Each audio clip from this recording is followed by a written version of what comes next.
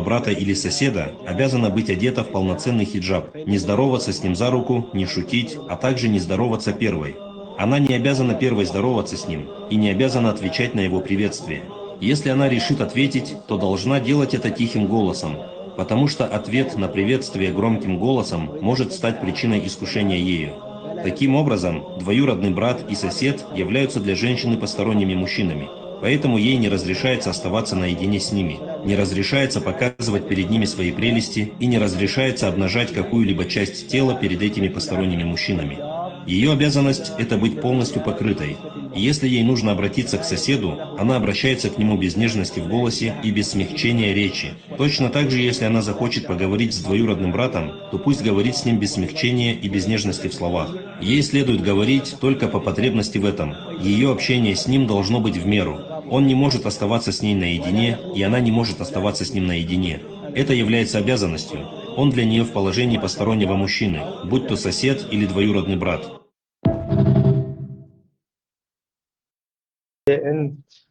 Что это разрешается, не разрешается, бардия штука, и дух.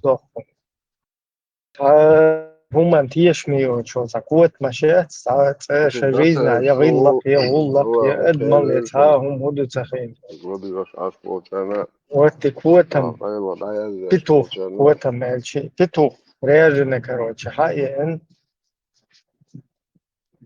شو عام تدش вообще даял положение рукой.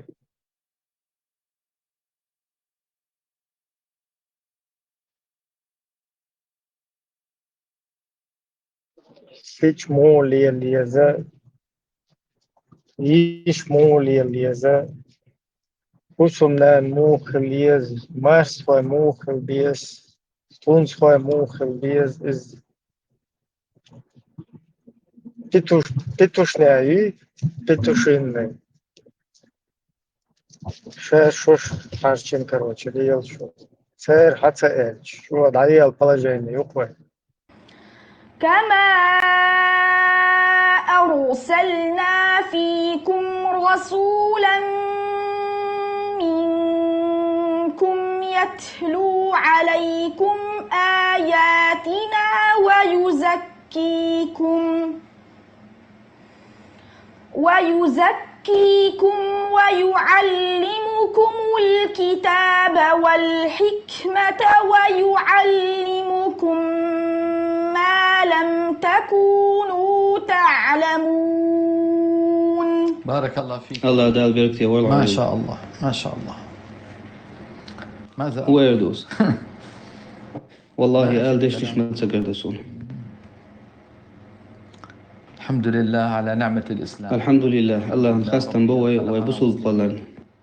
الله انخستم بوي سوى يهقنيق تداخل سوى قوي تسنستني حالي وينسلوا المداتر وقنيق. وصدق ربنا إذ يقول قرآن عام دا قيتا أتنا شابوه شولس قميلة الله دير ما بقلينك صحاهم دعتا يازي ناس وردت أن أسجل سوى قرآن دويش داقش دو غالتهم دعياز دا دقع ورصة دلاع رشق عدتني أكسا صوتي على تلاوة الابن أيوب. كم عمره؟ مش شدرتنا 12 شيت شدو عمره 12 شيت شدوتن عربو مبقيت شواتيز يعني كتاب يالخ بعيه آغو يول جاين شي متحدوت الشحا درجة دقع خوش دوسونيز ويقت حان غالت داقوش داتسون حروف حدا خرقعت عن غالت داتسون يا حروف الصفات شكعت عن غالت داتسون يا مدن شؤوز يرقع غالت داتسون يا غنة شكع يا ستر قاح دعول ولا رقع يا حروف شوقع يلخين شكعت عن غالت داتسون بس عني كيف رقالهم دات ويهو قراءته هذا الابن الله ريز خلهم أيوب الله ريز خلهم ديني لأن إيش عن إيش دانا نغلر إيش تتاري إيش لو حسن كنتلر إيش تبرجي نخشين إيش لو حسن كنتلر أنعم وأكرم أنعم وأكرم الله بيركتي ويلعو وإن شاء الله أردوع الجوك لوش خان خلري ساتيوسس حوقع خلا حيمخ كحا آلم تك خلري ساتيوسس قرآن أهلا إمام خلري ساتيوسس ساعت قولا مش كح قرآن ديوش غربو ولش مش بات أس بيوتوش قرآن علم حق الذي ستوسس حق علما قاعد يحقق ساوى الذي حق أرجعني وغادي ستوسس تفسير علم عام درت تتعمق في علم النحو العربي نحو علما قاعد صرف علما قاعد بلاغة ناسخ منسوخ ضبط رسم درجي قرآن علما شكها حق أرجعني وغادي ستوسس متقن ورشا قرآن دحي حق الذي ستوسس حنخ عندنا حا شمخ عبلو قرآن أهل شيخ خلد مترلع الله هنخلد أتقي إيش نستا جواب خير دات استوى دعين آمين يا رب العالمين. بارك الله فيك يا أبي، بارك الله فيك.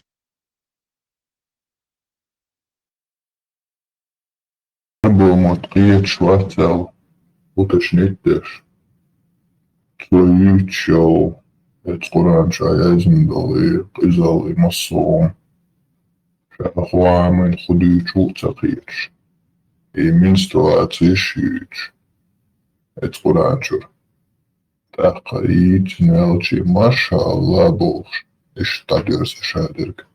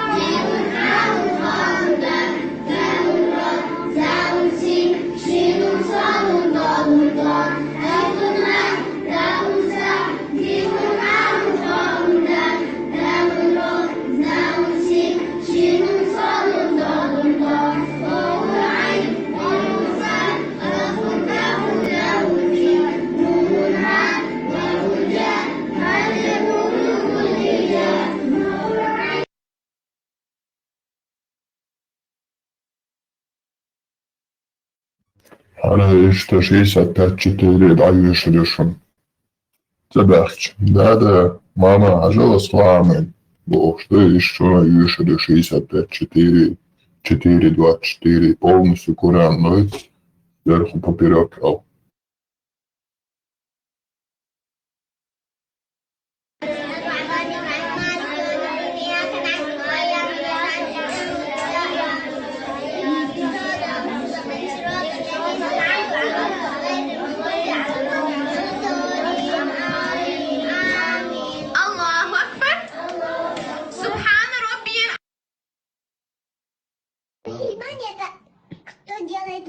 Поняла?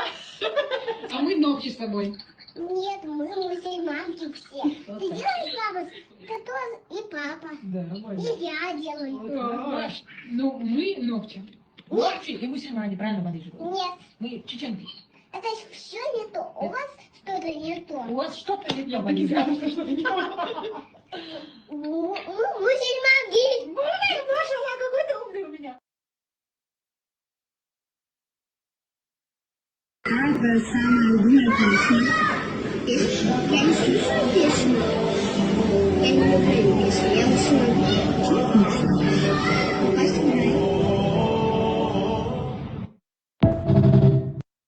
Палестинские дети и наши дети. Палестинские дети уже наизусть знают Коран, а наши дети еще мультики смотрят пополам. Вот наши дети что делают. А Палестина дети уже наизусть Коран знают. 5 лет или 6-7. В этом возрасте они знают Коран, а наши дети еще мультики смотрят. محمد في مدينة لما شوفوت دانا تلقي شوف يحسدون حقنا Dedas amputadas. مخل محمد في مدينة لما شوفوت ديدي Adulto. مخل محمد في مدينة لما شوفوت بنتي Amém. مخل محمد في مدينة لما شوفوت خديجة ليليس فوت بنت جعلت Zeynep okulu affedin. ما سمعت محمد في مدينة لما شوفوت Bir محمد في مدينة لما شوفوت جيت وجعت يا كان Pedro. يوم وجعت يا كان Helena. وطيب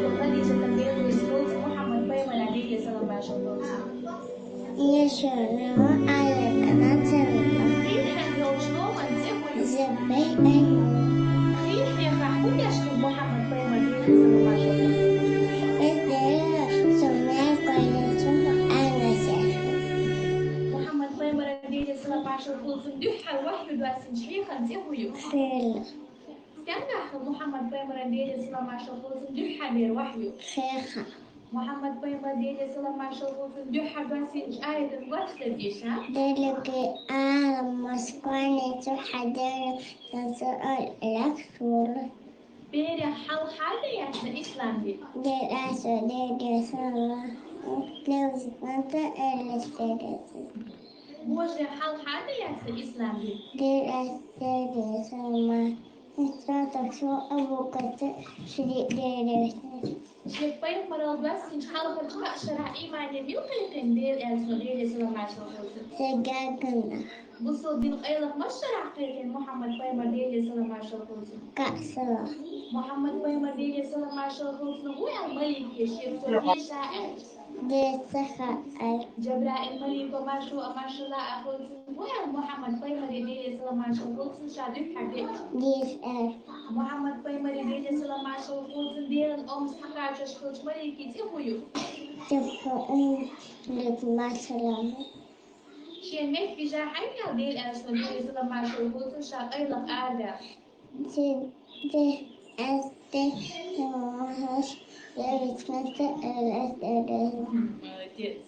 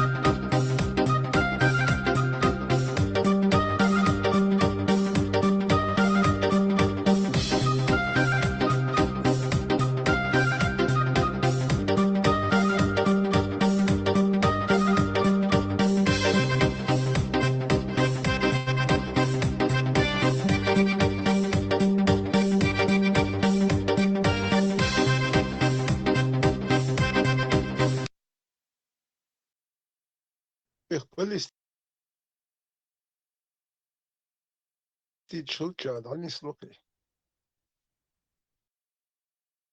Видеть аурат дочери своей, когда, например, меняет подгузник.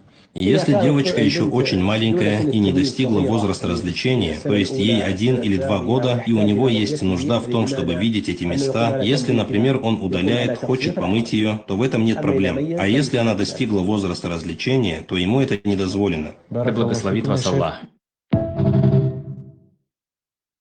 ودايش تخوش سخلك تاعهم دايش أنا واشناهم قاعد سديد شدوي تمشي نوم دوما ليلا خوشتاش ما لدر قام ويت لدر ديوش خلقام بدا أثر وخير عموديش نوخش نبروت نل متع نوخش غلطلو غلطلو يحيو بوش ديوش خلقام دو وخير خير عموديش تو ما تشهدو بدا تان تشهدو ديستيت وندش خير عموش دوي تشهد غير ده أثر ونوخش همش دي عشرة هو خير عموش دو كويس Oké, gladus, als wat echt действительно тишал, хэр хтелуш такой.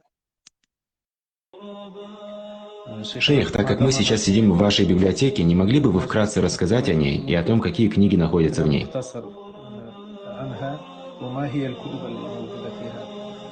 Что касается книг, которые находятся в этой библиотеке, то тут есть книги из всех шариатских наук. То есть больше всего в этой библиотеке книг по хадисам, книга передатчика хадисов и все, что связано с наукой хадиса. После этого по численности идут книги по вероубеждению, которых очень много в этой библиотеке, а также книги по фикху. Однако больше всего из того, что ты можешь здесь увидеть, это книги, связанные с наукой хадиса, с наукой о передатчиках хадисов, а также комментарии к хадисам и высказывания имамов относительно хадисов. Это то, чего больше всего имеется в этой библиотеке вместе с книгами по вероубеждению. За какой промежуток времени вы собрали эту библиотеку? Эту библиотеку я начал собирать еще тогда, когда не достиг совершеннолетия, собирая книгу за книгой. Ты ведь знаешь, что у подростка часто не бывает денег, и он покупает книги по мере своих возможностей. И на протяжении 30 лет я собирал эту библиотеку.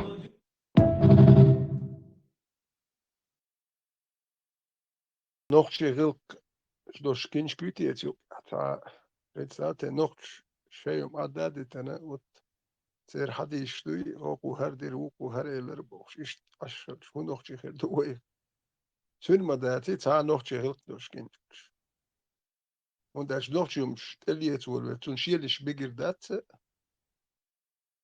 داش نوخشي مسو حال ده قربة هاتي هذا شنو كان نوخشي تصندل صير حد يش عم عشريج Разделка библиотека, лачи знаешь у тебя. Около Амида, у Манша, другой.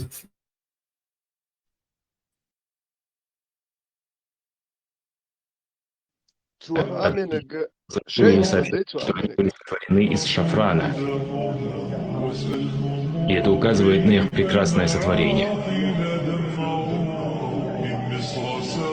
В Сахихе Аль-Бухари со слов Анаса, да будет доволен им Аллах, сообщается, что пророк, саллаллаху алейхи вассалям, сказал: «Если черноокая посмотрит из рая на обитателей этого мира, то ее свет озарит расстояние между Востоком и Западом, а ее головной убор лучше, чем этот мир и то, что находится в нем». Также сообщается, что верующий увидит белизну ее голени через 70 одеяний и увидит свое лицо в отражении на ее щеках. Он будет обнимать ее на протяжении 40 лет, не ощущая времени и не уставая. Они будут любящими и равными по возрасту. Их занятием в раю будет рассечение девственной плевы на берегах райских рек. Это их развлечение, которым они будут заниматься.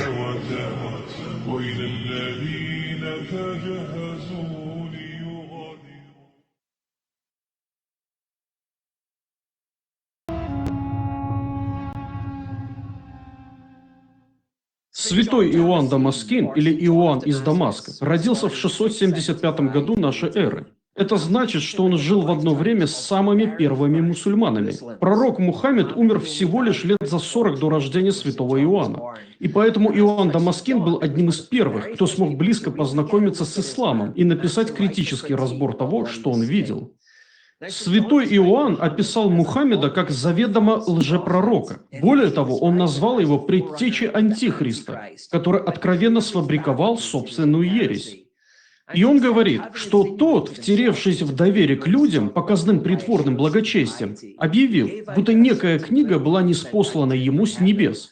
Он включил в эту свою книгу нелепое сочинение и передал ее им как объект поклонения. В этом писании содержится множество достойных смеха несуразностей. Вы, возможно, помните, что я сделал видео 2 или 3 года назад, где рассказал историю жизни Мухаммеда. Я объяснил в том видео, что Мухаммед не был образованным человеком. Он был неграмотен, не умел ни читать, ни писать. И хотя изначально он пытался представить себя иудеем и христианом как законного преемника Иисуса в линии Авраама и Моисея, правда заключалась в том, что он имел лишь смутное представление о том, что на самом деле говорится в Библии. На самом деле он не понимал, чему на деле учит христианство. Это означало, что когда он вначале пытался проповедовать иудеям и христианам на Ближнем Востоке, заявляя «Я законный пророк в линии Иисуса, Авраама и Моисея», его слова были настолько искаженными, запутанными и нелепыми, что первые иудеи и христиане фактически смеялись над ним. Он просто ошибался в столь многих вещах. Он был сбит с толку. Именно это и стало причиной, по которой Мухаммед возненавидел иудеев и христиан впоследствии. У него появилась личная вражда к иудеям и христианам, потому что они осмеяли его и вынудили уйти. И именно поэтому он велел мусульманам никогда не брать иудеев и христиан в друзья, а только ненавидеть их и преследовать. Потому что, как указывает святой Иоанн Дамаскин, его слова сочли достойными смеха. То, что он изрек, было настолько нелепым, что его просто осмеяли и изгнали. Вот почему Мухаммед после этого особенно ненавидел именно иудеев и христиан. И вот это наводит меня на размышления. Что люди говорили об исламе с того самого момента и на протяжении всей истории? Каковы повторяющиеся переживания людей, сталкивавшихся с исламом с того момента и сквозь все века? Я подготовил несколько цитат для этого видео. И по мере того, как мы будем их просматривать, вы, я думаю, заметите некоторые повторяющиеся темы. И вообще говоря, с тех самых пор, как Мухаммед принес ислам, его природа так по-настоящему и не менялась. И опыт, который люди получали от взаимодействия с исламом на протяжении всей истории, в основном был именно одинаковым. Мухаммед аль-Рази был персидским ученым-энциклопедистом, который жил в 9-10 веках. Он писал: «Если у людей этой религии спросить доказательства истинности их веры, они вспыхивают, приходят в ярость и проливают кровь любого, кто задал им этот вопрос. Они запрещают рациональное исследование и стремятся убить своих противников. Именно поэтому истина оказывается полностью заглушенной и сокрытой». По иронии судьбы, Мухаммеда аль-Рази иногда приводят в пример как одного из так называемых ученых Золотого века ислама. Но на самом деле он просто жил под гнетом исламского халифата.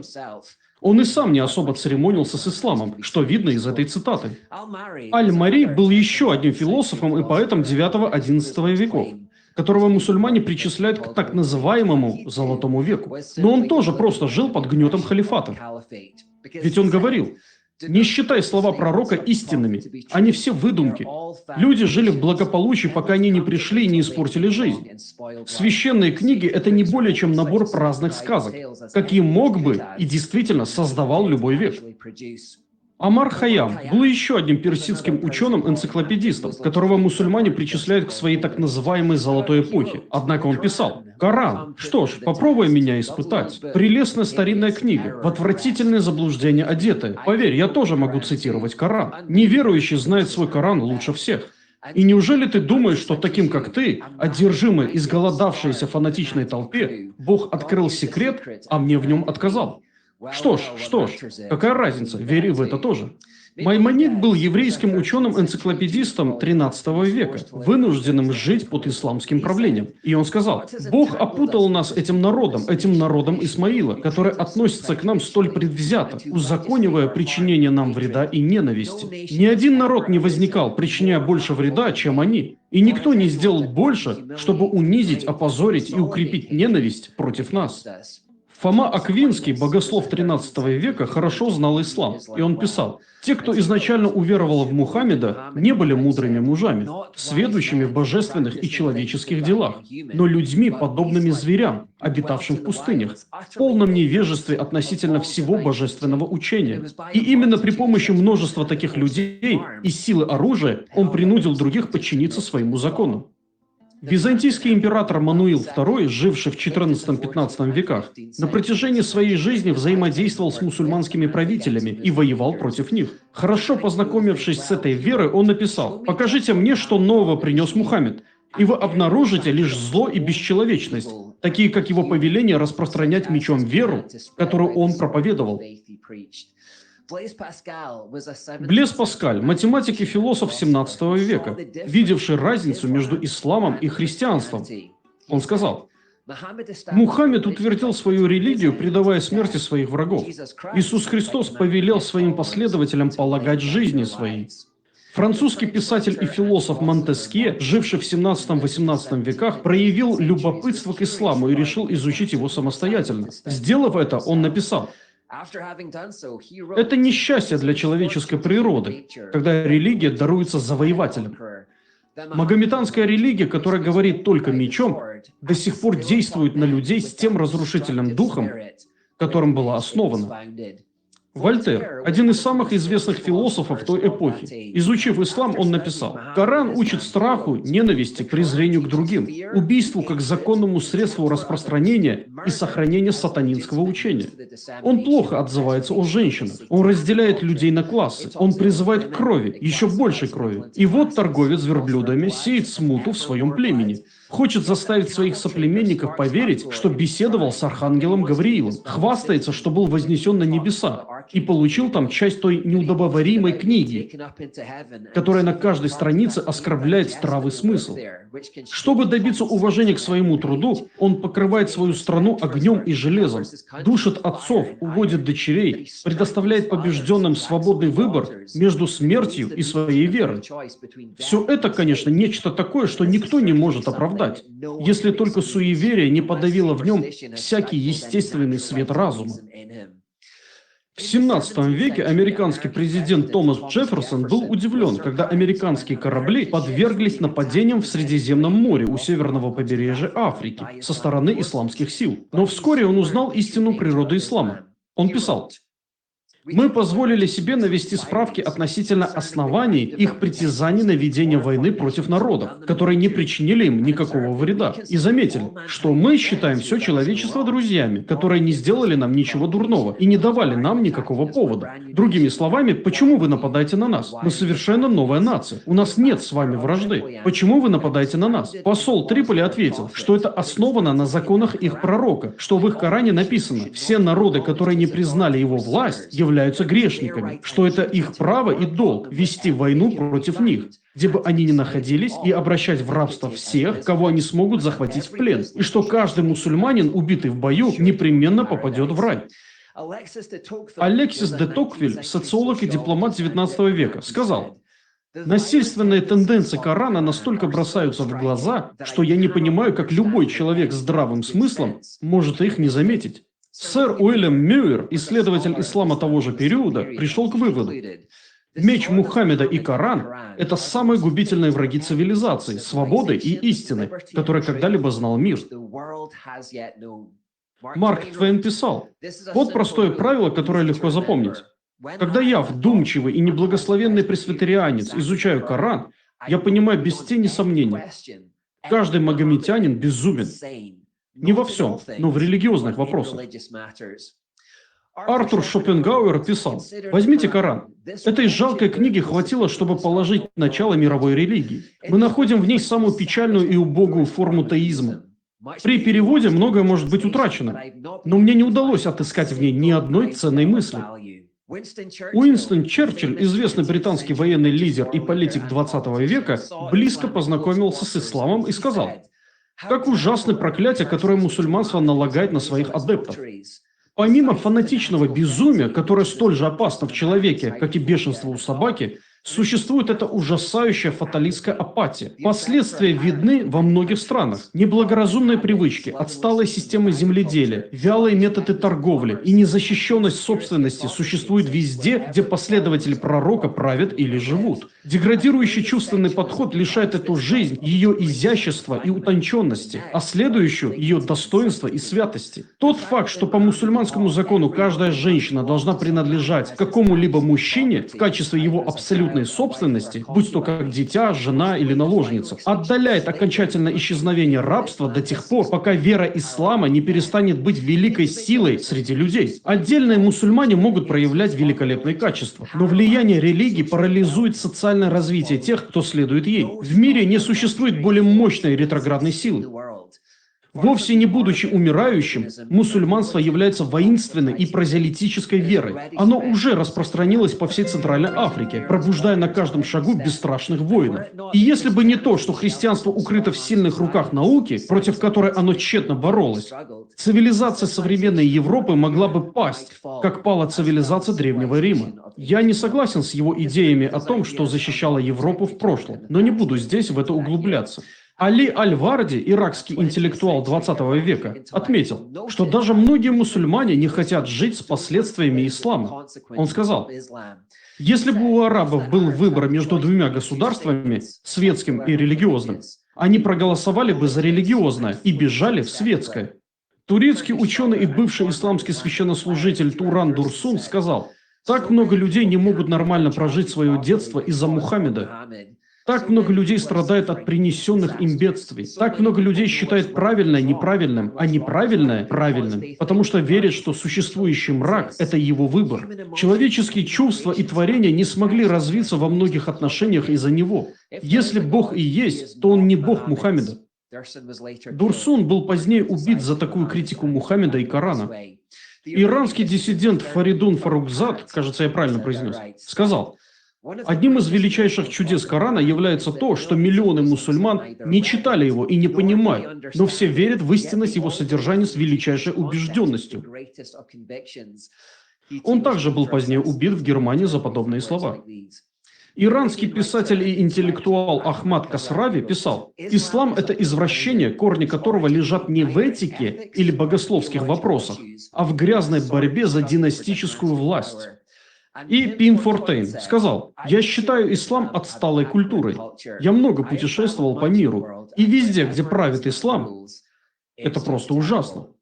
С самого момента своего возникновения, начиная прямо с Иоанна Дамаскина, ислам воспринимался всеми, кто его видел, кто его изучал и кто с ним сталкивался, как насильственная, полная ненависти и опасная идеология. Нечто такое, что если мы хотим сохранить свободную, счастливую и процветающую цивилизацию, и если мы хотим, чтобы человечество имело будущее, должно быть устранено и изгнано. Ему нет места в цивилизованном обществе, и оно должно быть побеждено. В течение долгих 14 веков наши предки снова и снова, раз за разом, звучали этим предостережением. Из поколения в поколение они говорили: не впускайте ислам, не впускайте его. Он принесет лишь беды и распри, смерть и угнетение. Вопрос для нашего поколения: прислушаемся ли мы к ним? И успеем ли мы ответить, пока не стало слишком поздно?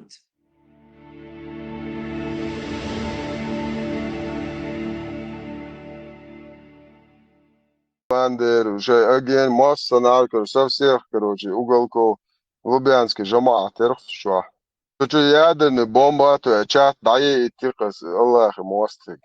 Просто 26 секунд, это видео, да, то чат дае их.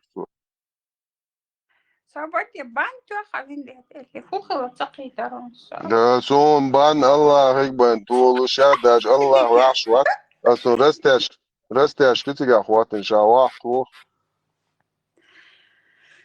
بس أخينا أسعدهم هذا شوية. 226 чего чат домой чат GPT. دوك دات يا أخي دوتشن. دوك تدا تناس بعدك ديش دوك HD تاعنا عم ديس بوس بعدك.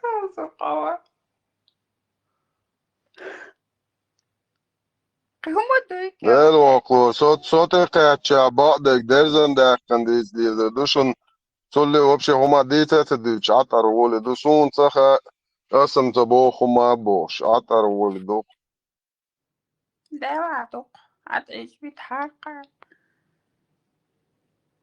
ده ايه تقول كل جنده تحمديتا تقول ما سان خوش دق دبو دمادي وتاخر وبشي غوش خدا قيادته ما سان شادق خوش ايه تنقص تقيتك ما سان خوش دق بيت يو يوش دات بوخ О, что, 305 руин, ты что, забыл, что вы жим, что а, что, 200, сказал, рон. Да. Абадал, ты что, сел, кос, Все сюда проститутки лубянские, ласин чуть-чуть даю это сюда, да? Ажла, син шабе шо обалдешь. Да. Патрушев, Бортников, всех вот этого пискарку вот сюда, ласин даю. Я тут вас буду мочить в сортире. Домой вот, мадизинс. Ага, да. Отправить ссылку. О. إيش هذا الله هو إيش لو بشيء جود الله أنا مش مو أسأل ليه أزين تعرض بدأت أزين голосовый я отвался сук очередь сукины дети أخشوا حدولا إنسى بيها خلاص. Короче, صحيت يا أخي تعوق ناس عشان شبات بس خربوش وين تشاوش مو يجرس قصة أساسا إبراهيم لو يجي عشوية رامشتي شو دي ستوش مدات سا ما قلتش شدو حالتي ميكروفون مي نابش دلشان عيدو نابش كشتوح Так, почва, ведь, ну и, кстати, ведь, вот, سلام خصخشي خنشوا وبشي أي سجل شو كده وقتاش تقيت شبوي جمجم بو تعال ويستخلي بعدين أزين صار أصحابها بونش هاي هربوا ويش إني باسمك شبوعت وعدت سون إنس كربر شبور إنسو أيام شتو وانت تعزام هنا حقيقة خاين Зарплат лидер до хона да. Сразу. Аллах лучше творя. Все, Allah, Ламас да, что я Мадонна с Путин сам. Ну, забавно, хотя бы Библия ешем езер, Библия ешем езер. Тора, Телаца, Яхве, ой, брат, Вагуан, Цахаве, но уже. Кира, бро, давай, включайте всех лубянских проституток, тут мы будем рубиться, сейчас нам не будет мешать личным врагам. Вы чё, Кира, бро, чё Себастьянил? Ты же там выеживался, да, тут ты понимаешь, да? Инде датиях, ешь проституток. Портников, этот, Бортников, Патрушев, что это за пискариков? Хотя бы как, просто уважение имейте нормальных офицеров там, хотя бы майоров, если полковников не хватает. Курсант, чух представляет, чё пишет, шуете, цадин дуешь, я царили, я цар политик, я обоссанный курсант, я чмошник. Еще каяки там 200 штук. Против доделал я. Я зенерас.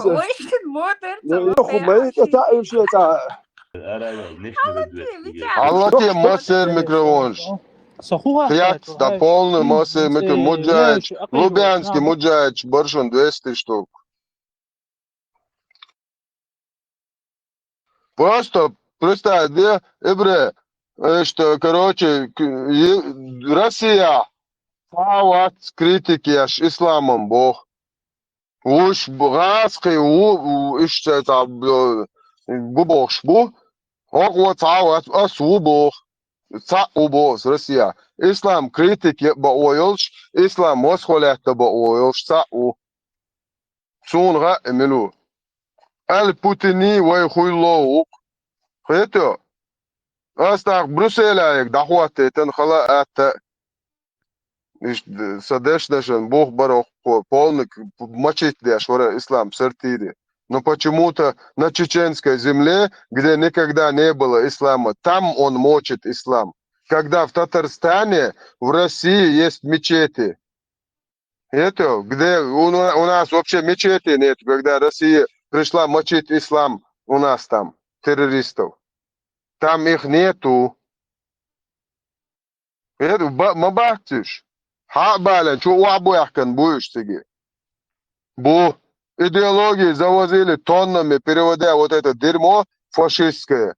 Издательство Бадр, город Каир, Санкт-Петербург, город, Москва, печатный станок, что переводчик, Маешь. А Меркурий, наш брат ФСБшник, татар, переводил все это дерьмо.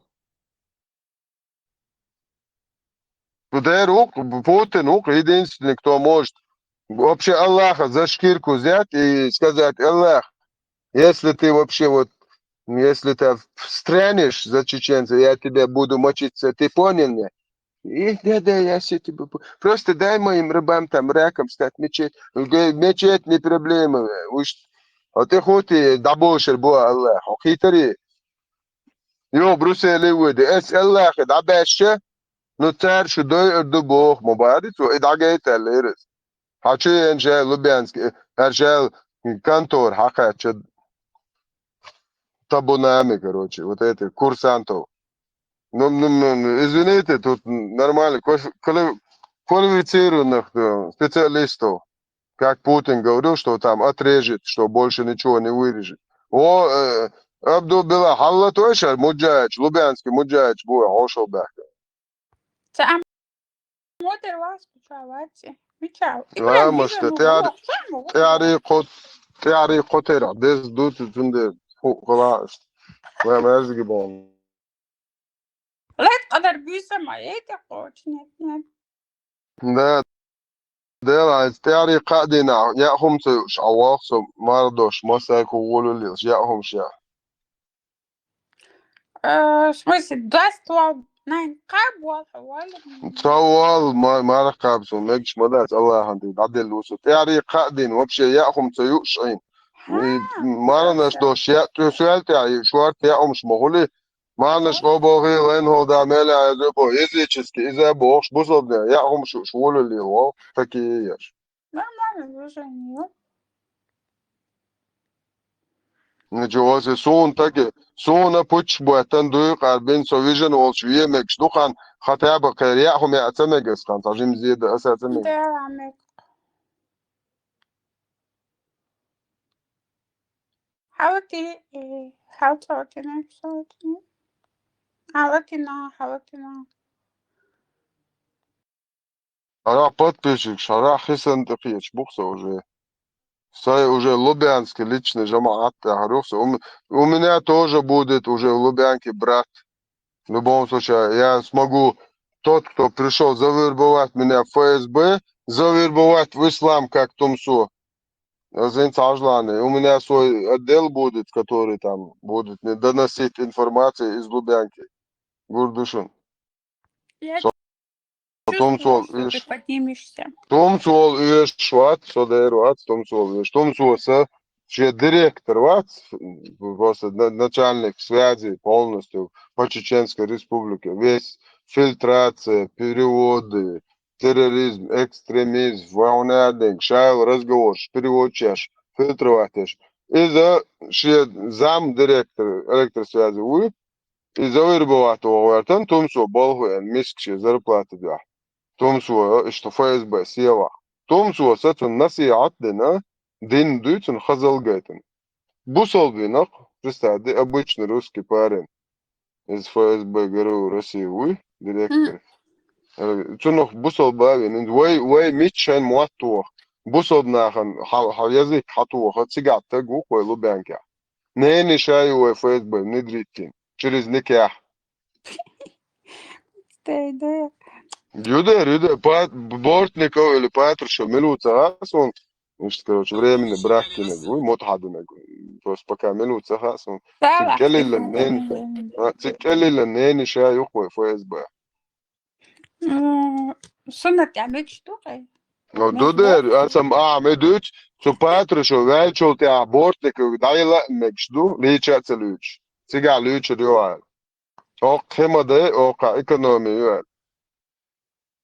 Ja, поеморца, ох, баш, лучше модете. Ну, поемор, хемаде, эллах как раз таки, хемаде, шейнег маде, олшалах поемор. Представьте, сун уязон, чат дай энкоку, сун уяз, асхарт дег дица, сун уяз.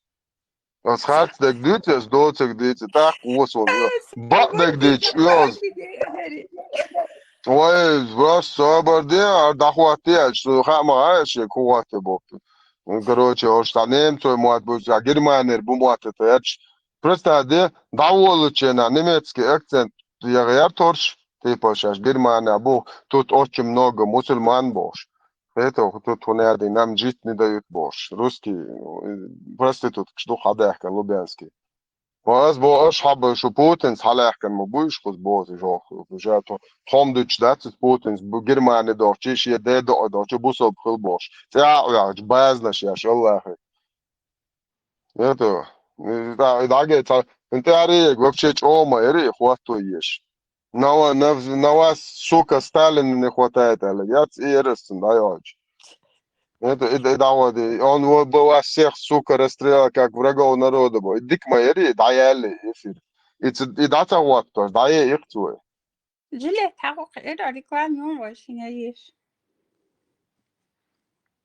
Да, so leasing уже сын фури, минца да, за собратьяш, конструкцию хулукса, эраш, поле. Сейчас фрезерный станок щат, такая станок, лезвияш деш, заводы, цаха уже ока даешь, цаха болчар, уже штахаш, була без даешь шербу, лезвияш просто спрос, тоннами лезвияш давудук, любой акиос чуадилен шитуан лезвияш ды, бош чуада де дук, мош дук, чо кир бел дабаяш буч, кир чолуш му буйр муджач.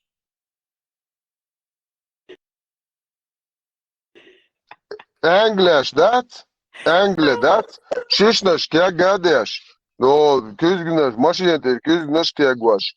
Do çok kirbel, çerz lezyaş yo, lezyaş dama da yatsı do, hani adasa English ki çerz şit uakneş de uak yaşıyor, majvaş yo. Titaan ma borş bu enşer xwat başılır. Süleymanovi, Udugovi, Karşal, Pederstiç, cemaat. Бабу. Да, бо закаю халатты бог специальный. Хиджабит эрош, ты граница девоч. Ханел бабушки, яхьет. شوف مش مرجع لقون جيم يحيى شوار مرجع يوق كوش مجمع يقول يعني خانة ستروش كوار دي يعني تنبو زكاة يوهو يستنبون صارن تيلا حجاب يوهو تتعوي يستنبوس كواق كجنشي كواق لزنشي أواري نشالش ماشيين شو أواريش ويدش لي ناخ راني ناشو يو دعبو اللي تشيت بو يو عربوش يلا زكا نيواتي أوارين كواغلزن سيرو الله ميسك حجاب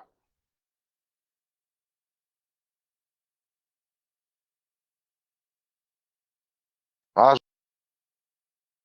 جماعة قواش انت تشالش فبدا زنسك لا يعترسل خبر دا داش بورتنيك بورتنيك هو قدك بقى من أي أنفيل يا يو حالته تيسن مش في عطرت ساعة استعملت سنين كده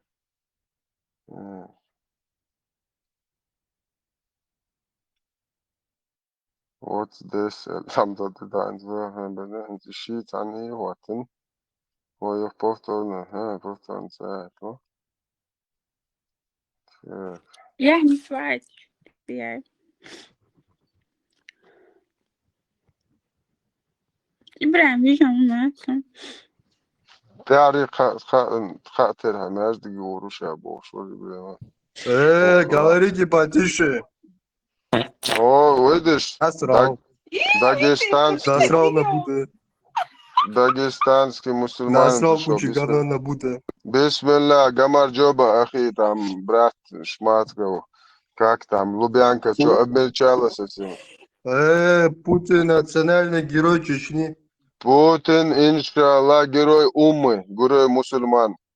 Он поставил всех мусульман раком. Да. Всех мусульман Путин Будда, поставил зачем ты съел раком. говно? Потише Альхамдулилля, говорите.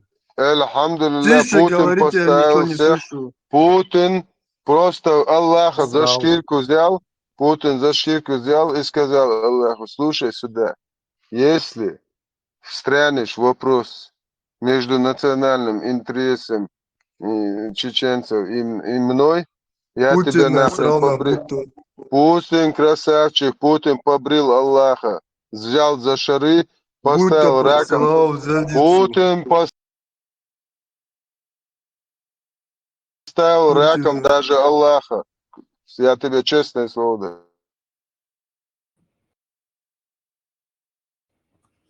Буду гуглера. Царкар вирян тиктокча. Ma TikTokча, видишь, да, тараканчтан был, что Аллах личный враг, волча, чувствуется 200 аен. Лубянский, дагестанский, чайл, имамат Россия, чур, мяли ФСБшный, короче, муджахидер, хочу. Чо тишина леци, рокшен кадина, танам алсам набу, рупичо. Телон, ценный шворцасы, дега, цеюшиш, копиеш, даешь, до, не данеш, тяйл, что видео, шеца, нахам, зулум цалит, إيش خيدوا هالشي يقعد عيوش سايبعنا أنا ظلم صار ده خوي بويتش страшно غورت ما بوي يا أمريك ريز يا твой дючен يا جوكتي ريز بات твой дючен يا короче بوصل نهر ريز بات الله ريز وات короче تعرف هون ده بعدك ما دوي дючتك وولات уже قدمت цейсендер. Этот мир нас довел до такого состояния, закрывая глаза на глобальный геноцид, этноцид, хирноцид, шайгуэн, сейчас нас довели до такого состояния, что нам все, на все уже наплевать, фугасы ложить, короче, и что ли, аккуратно. Это, и что он бог. Алло, 29-й, сай, бо-ойл-дер, вы русские суки, вот европейские суки, американские, все вы дружно, мирно молчали. Это, когда наш народ полностью уничтожали, терроризировали, Коврову бомбардировками забрасывали, зачистки так называемые делали. Весь мир это знал, что там происходит. Этих журналистов, ФСБшники, когда убили, все это прекрасно знали. Хотя это списали на каких-то террористов из чеченского. Они так убивают всех. Нет, это лубянские проститутки убили. Чтобы нашу боль, нашу проблему эти журналисты не донесли до мира. За русскую нефть, за русскую вот этот газ бесплатный, в мир, короче, засунул этот язык в одно место. И единственный народ, который одно слово за нас замол, это евреи, которых сегодня нам, вот эта крутая проститутка сейчас в Европе сидит и говорит, что сионизм, он один нас, евреи руководят Россией. Представляете, к чему это все сводится? Нет, этот мир нас заставил быть такими радикальными в правде. Не заглажу углы, в рожу плевать правдой, какая бы она невыгодная даже в том моменте, когда мы ее будем говорить, она бы нам, как бы нам дорого она не обходилась, мы на такой стадии. У нас больше позиций нет. Нету ни окопов, ни блиндажей, ни запасных подушек, ни запасных аэродромов, как у вас. У нас больше ничего, у нас за спину ничего, мы сжигаем мосты, все. Вы нас довели, все эти народы, которые равнодушно отнеслись к нашему национальному вопросу. Вы, все вы, продукт того, что вы сегодня видите.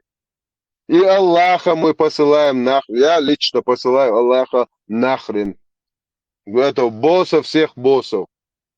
Смотрящего на хаты, пахана. Ашли накар.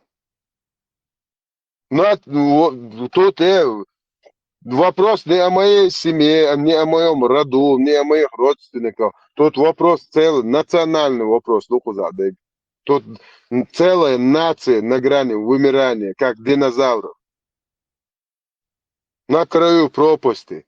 Тут что ядерные яри, Шуши Эштон, не, куда уже ще ядерный, ще интернет юалиш.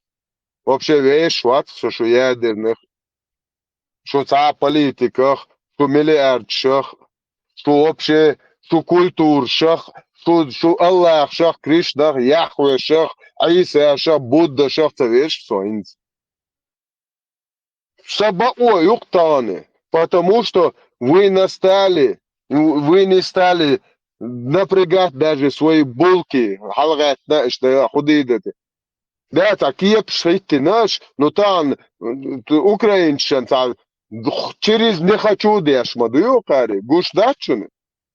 Он дешду, потому что Украина тут под носом, от них не уверьте, что это там где-то далеко там Лермонтов, там Пушкин писал, они дикари. Видите тут как написано?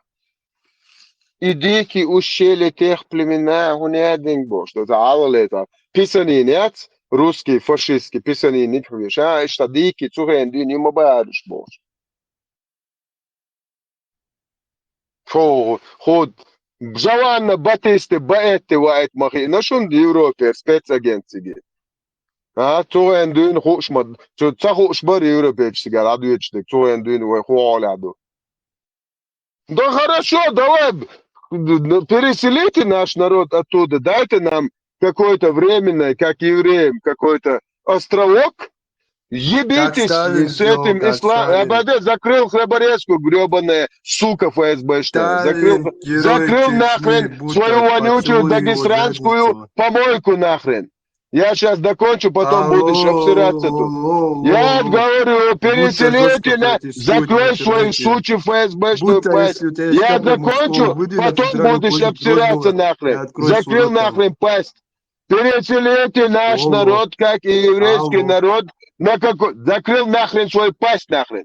Мы свои земли, как и евреи, вернем хоть через нахрен 2000-3000 лет. Да я пидорас гребаный, закрыл Хлеборецку. Переселите наш народ, дайте нам какую-то автономию гребаную, чтобы наш народ выжил. Да кол Хлеборецк, ёб твою мать, блядь. Да кол Хлеборецк нахрен. Вот я призываю весь мир цивилизованный нахрен, не цивилизованный, обезьяничий, вообще мне похрен какой. Переселите мой народ с моей земли полностью. Не на скотских вагонах, как этот Сталин перед глазами всего мира сделал. А нормально, цивилизованным путем, с возмещением имущества. Да, конечно. Как вы евреям помогли, так же помогите нашему народу выжить. Потом вот с этим исламским фашизмом ебитесь в это, ебенях сколько хотите. Гасите друг друга, ядерки друг на друга кидайте, мечами бейтесь, как хотите. Но дайте нашему народу право на выживание тоже, как и другим даете. Гребаные ублюдки, лицемерные, пидорасы все. А ты дагестанская проститутка, вообще, тебе вообще без разницы, под кем лежать. Ты вообще Хлеборезку закрой. Тебе под халифом лежать или под русским царем одинаково. Ты можешь даже прямо перед двумя лежать, потому что у вас пророк так делал. Пидорас гребаный. Пидорас гребаный, как и свой пророк, бля, закрыл свою пидорастическую Хлеборезку нахуй. Проститутка всех империй.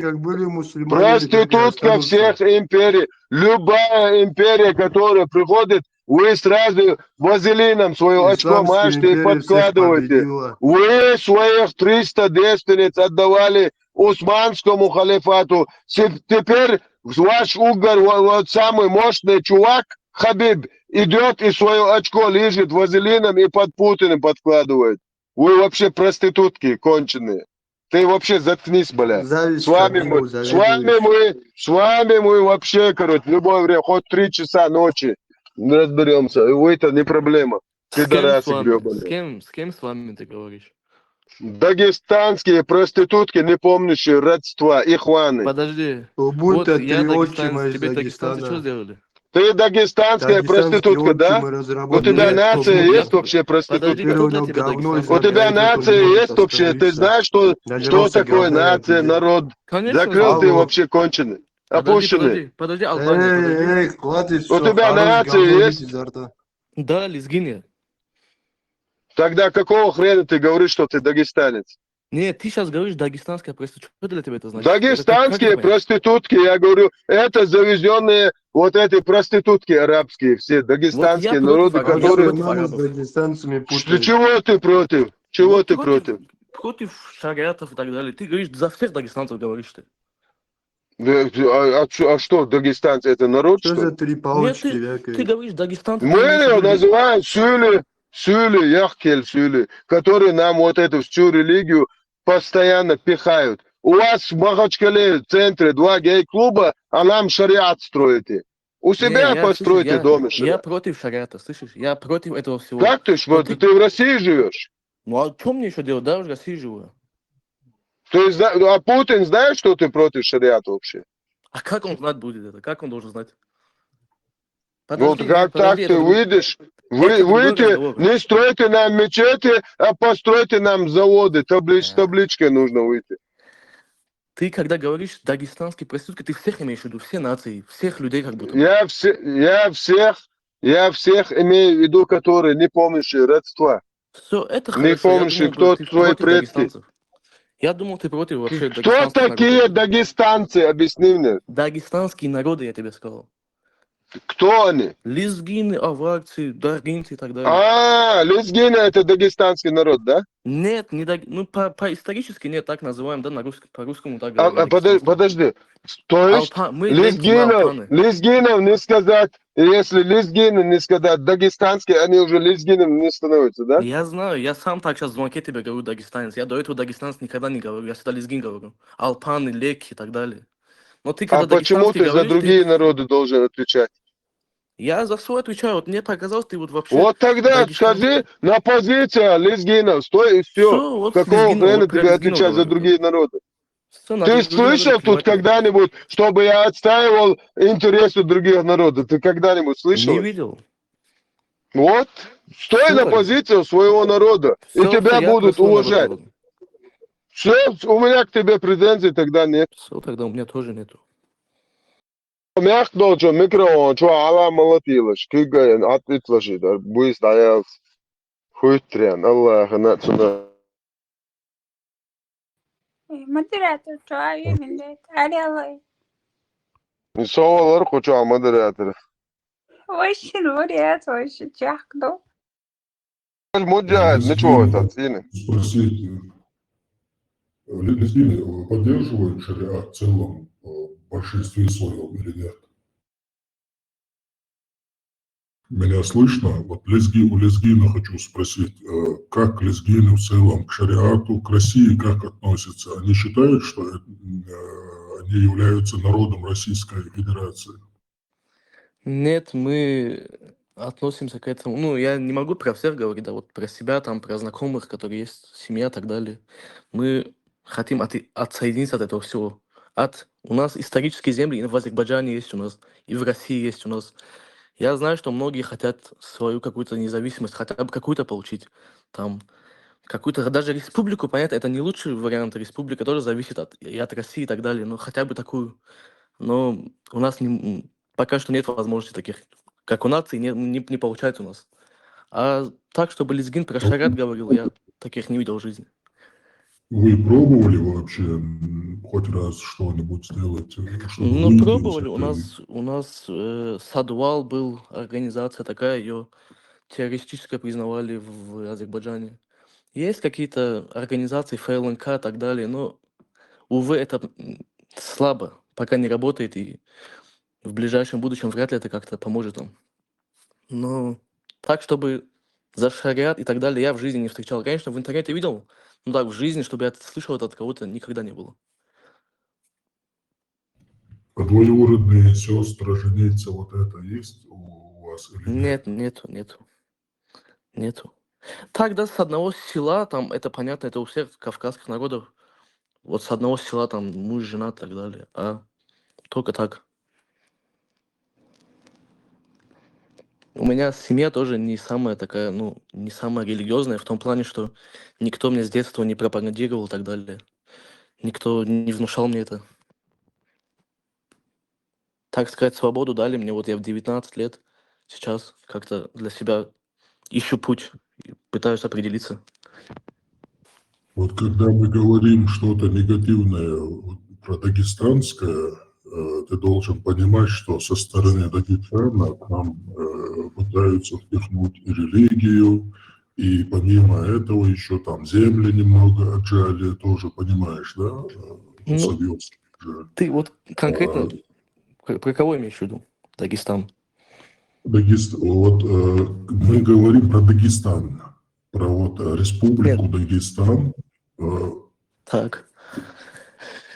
Ну, она же Когда подконтрольна мы России. вот говорим, Это же... тебе же сначала не понравилось, что мы про Дагестан негативно говорим. Про Я дагестанцев говорю, у я нас на себя есть. это принял, на свой счет принял это. Вот не нужно принимать, когда мы говорим про Дагестан, мы не знаем, какой конкретно народ нам насолил, но мы понимаем, что оттуда что-то негативное пришло. И вот поэтому мы тут недовольны. И нужно немножко с пониманием относиться к этому и не принимать на свой личный счет. Хорошо, я это понял. Короче, если есть в Дагестане земли наших братьев, нахчу, пусть они им отойдут. Мне этот аух или там что-то мне вообще не упал.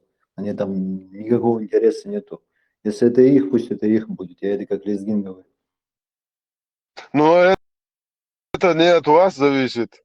Как раз таки не от лезгин, не от аварца, не от кого. Это зависит от русского мира. От Путина, от халифа. Вы никто, и мы никто там. Это зависит от оккупанта. Он решает, кто там будет жить, а кто будет жить в опущенном состоянии, на бутылке. Мы там никто. Мы вам это хотим предоставить. Вот, алло. Кто может делить ингушские, чеченские земли, дагестанские? Кто мы? У нас даже вот этого 2 метров земли нету. Мы никто на нашей земле, звать нас никак. Мы тут балаболем ходим, балабола привыкли. Но главное, нам Путин дает место, где можно стать раком. Вот, машаллах, блядь. Все, главное, что нам Путин дает место, где стать раком. Все. Ассаламу алейкум, рахматуллахи, рабы Аллаха, наши. Мы категорически против того, чтобы понизился уровень имана в землях Дагестана. Поэтому готовим своих мул, чтобы они мулили во всех мечетях Великого Дагестана, чтобы у них укрепился имам, и чтобы по всему Дагестану распространился шариат, и чтобы все дагестанцы, которые придерживаются исламу, стали шахидами, как минимум в течение года. Как вам такое решение?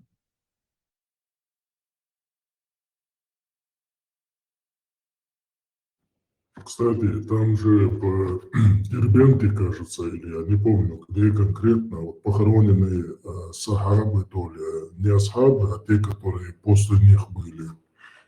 Я правильно понимаю, что это люди, которые потенциально могли иметь интимную связь с народами, которые там находятся. Это я сейчас не пытаюсь оскорбить, это, возможно, я спрашиваю как исторический момент, кто-нибудь знает? Просто если бы на моей земле кого-то похоронили из другого народа, кто имел бы связь такую с моими сестрами, мне было бы противно ходить, даже думать о том, что это находится на моей территории. Я готов возглавить джихад Дагестана против...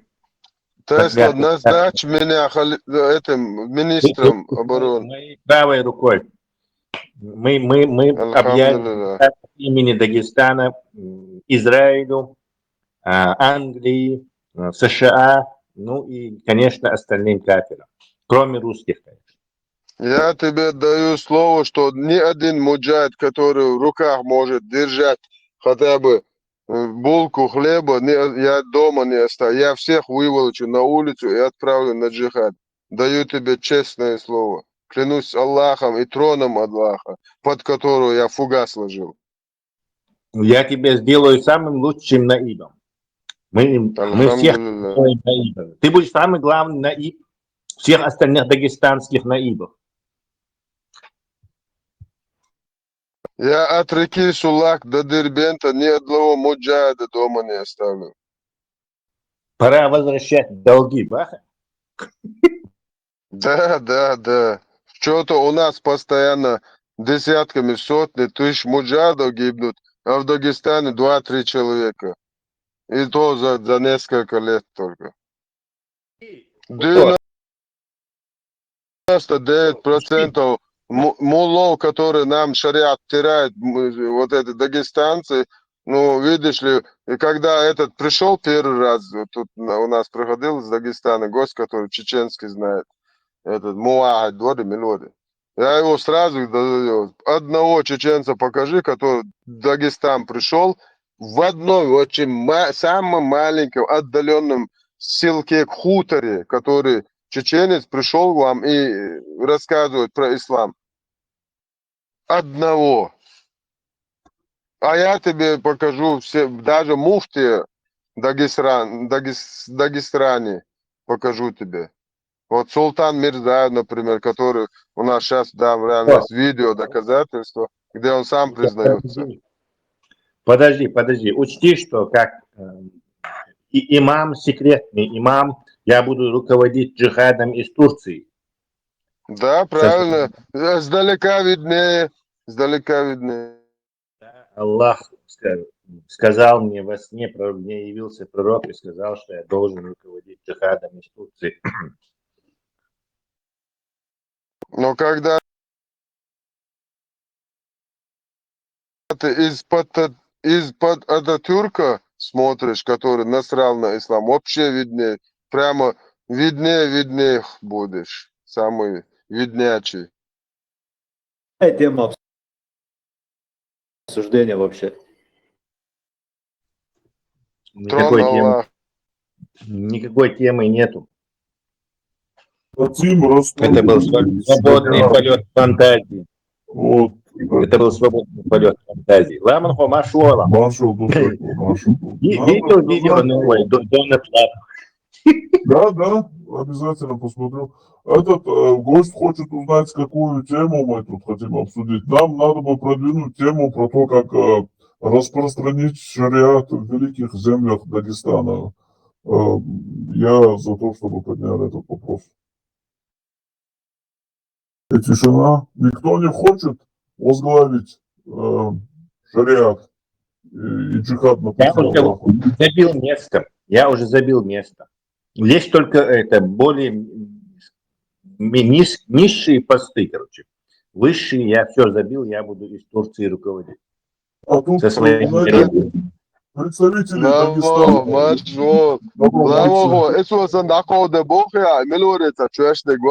Всю полноту и власть отдаю Чубовчина, когда уже русские на колесах едут во всех парах. Весь руль передали, короче, Шамелин, когда Вот то, да тут сказать многим, что есть, наверное, просто опасаются.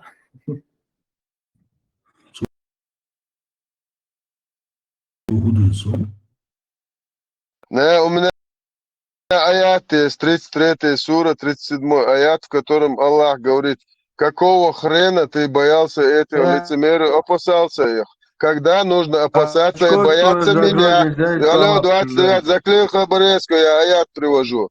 33 сура, 37 аят. Когда Муха захотел отыметь во все щели свою двоюродную сестру и по совместительству жену своего приемного сына, Аллах прислал аят. Какого хрена ты не опасался меня, смотрящего пахана? И какого хрена ты боялся лицемеров? Скажи им, о Муха, педофил, я заставил тебя отникахать свою двоюродную сестру и жену бывшего твоего уже тем днем был уже запрет, с этого дня запрет на усыновление, удочерение детей. Тафсир Ибн Касира прочитать до конца, там вообще жесть. Там прямо Аллах из всех щелей там кричит, короче, на все, короче, Буто, ты слышал, что сказал вот этот усыновленный, когда Мухаммед сообщил ему, что он больше не сын? Знаешь, что он ему сказал? Если ты меня не усыновишь, то я тебя уматерю.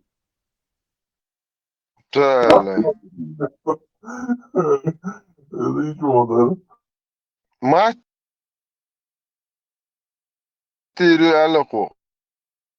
Уматерю.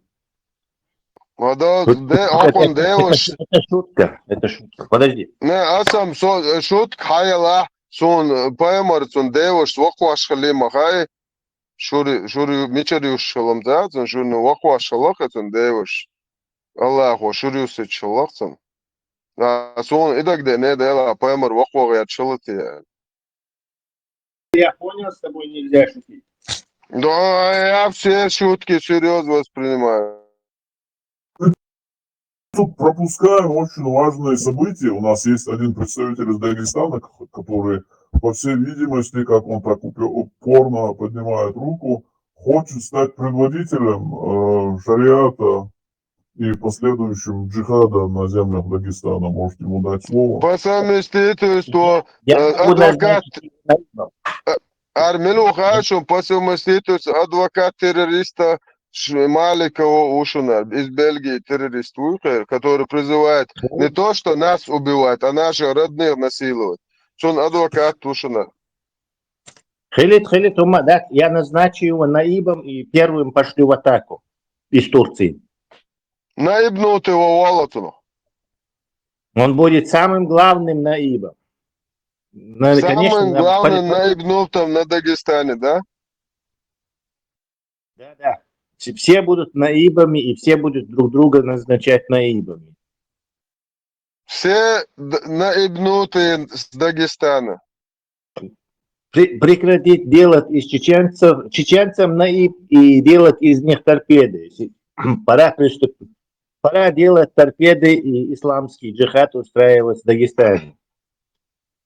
Как сейчас, короче, мы уже видим концы, короче, воду сейчас они начинают уже кидать. Подожди. Имам Шамиль Маликов обещал, что он соберет всех ослов Дагестана и кавалерийский полк создаст. Мощнейший. Сидя в Бельгии, да, что догадывайся, что там будет происходить. Это будет наша ударная сила, короче. Как сказал вот этот австрийский, прусский знаменитый вот этот генерал Мольтке, по-моему. Все решает один кавалерийский удар. То есть все можно решить чисто, короче, накатом одной кавалерийской, чтобы вот нам по одному ослу хватает, чтобы заехать в каждый населенный пункт, вывести там самого шейха, который знаменитого, или мэр города, села, или сельсовета, и, короче, вот это, как Костецкий говорил, опозорить его. Не, Буто, эти методы уже не работают там. На Западе эти вообще. Подожди, дай договорить. Эти методы сейчас не работают. На Западе сейчас ЛГБТ, там, диверсии и все такое, поэтому они не удивятся сильно этому. Ты вообще можешь вызвать гнев защитников животных. Лучший кавалерийский полк — это самое то. Возглавлять будет имам Шамиль Маликов на белом осле. Он будет впереди. Но я призвал все международные организации, чтобы приехали в Дагестан и защитили права животных, ослов. Их мы порубаем шашками. Их этот самый вот этот передовой кавалерийский полк, вот он будет построен вот так, клинообразно, впереди на белом осле и белой чалме. А наш возлюбленный новый пророк имам Шамиль Маликов И вот так мы вот с горы на кефирах там обрушимся, как меч Аллаха, и сметем их. Вопрос не по теме. Уже тот минуты же- 3 хочу задать. Можно вопрос Давай, не по давай. теме? Вот присутствующим чеченцам вы можете это сохраните мысль, я слушаю внимательно. Я вот не из Дагестана, я с другого государства вообще родом. Но я лезгин, я кавказец. Вот аватарка это все мое, я не скрываюсь. Мне вот просто интересно. Если бы не ваши трагедии, я знаю ребят, кто ездил в Грозный, я уважаю, они ездили туда, отстраивали, им нормально заплатили, никто их не ущемлял, не притеснял. Это люди с моего народа. Мы с ними это обсуждали на своем языке. У меня вот такой вопрос. Если бы, так как бы у вас не случилась эта война и некоторые трагичные события, не то чтобы Кавказа в истории, а вообще человечества, у вас были бы претензии к исламу? Ну, как бы, кто-то живет по нему, да, и ну пусть живет ради Бога, да, как бы. Вот такой вопрос. Скорее всего, не были бы.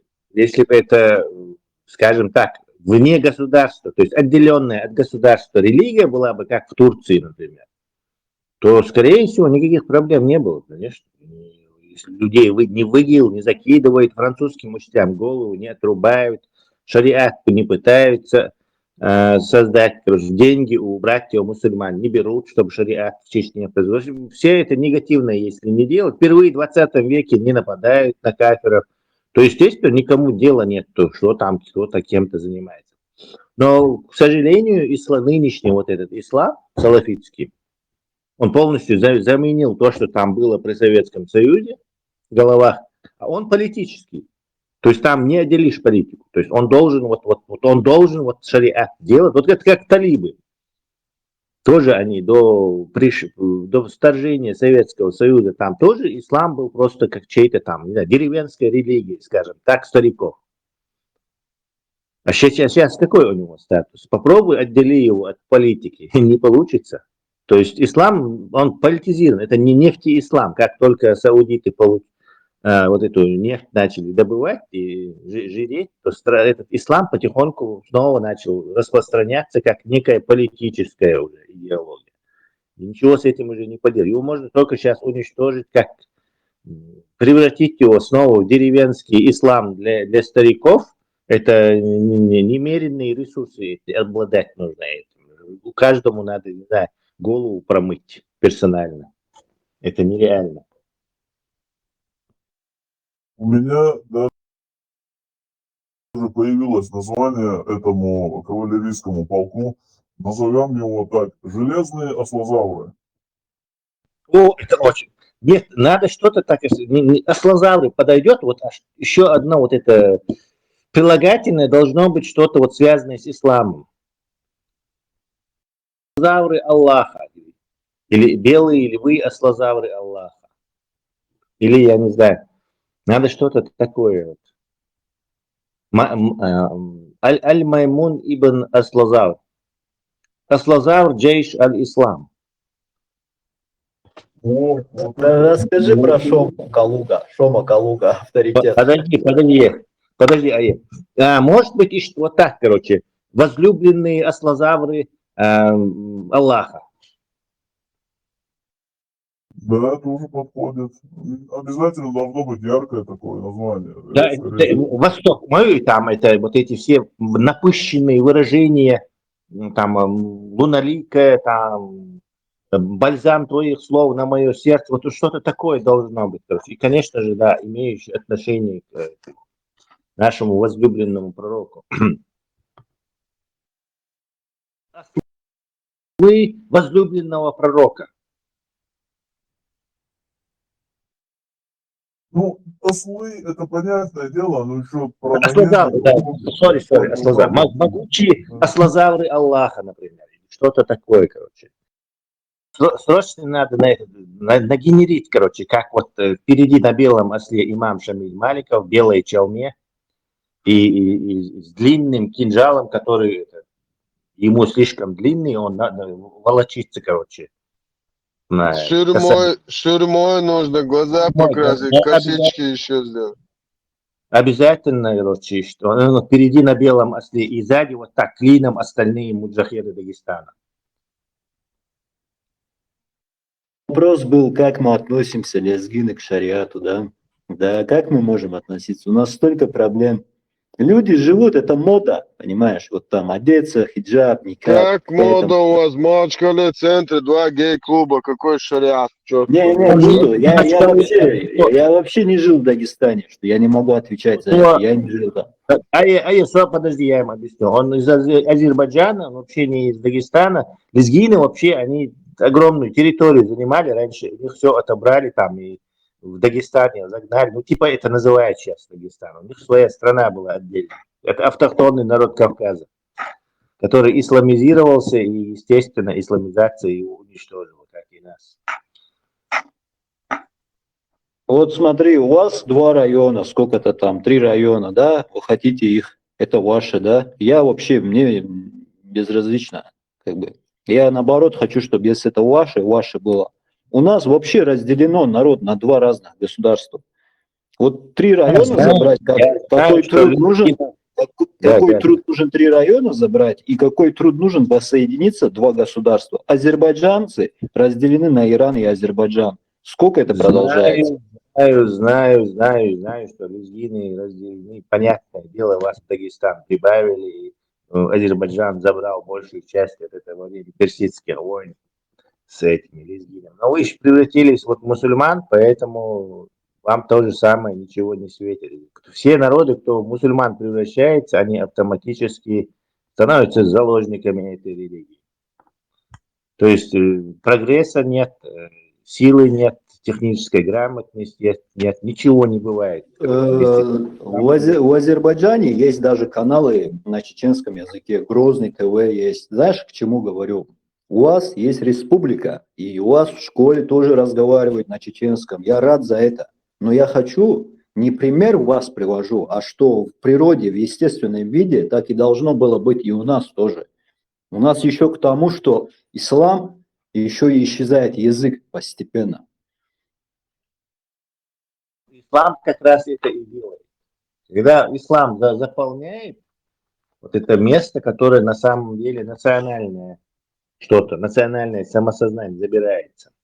Потому что люди такие, которые должны были свою нацию хранить, обычаи, язык, все это развивать, все это, они все занимаются, я бы не сказал, развитием, а исламом занимаются.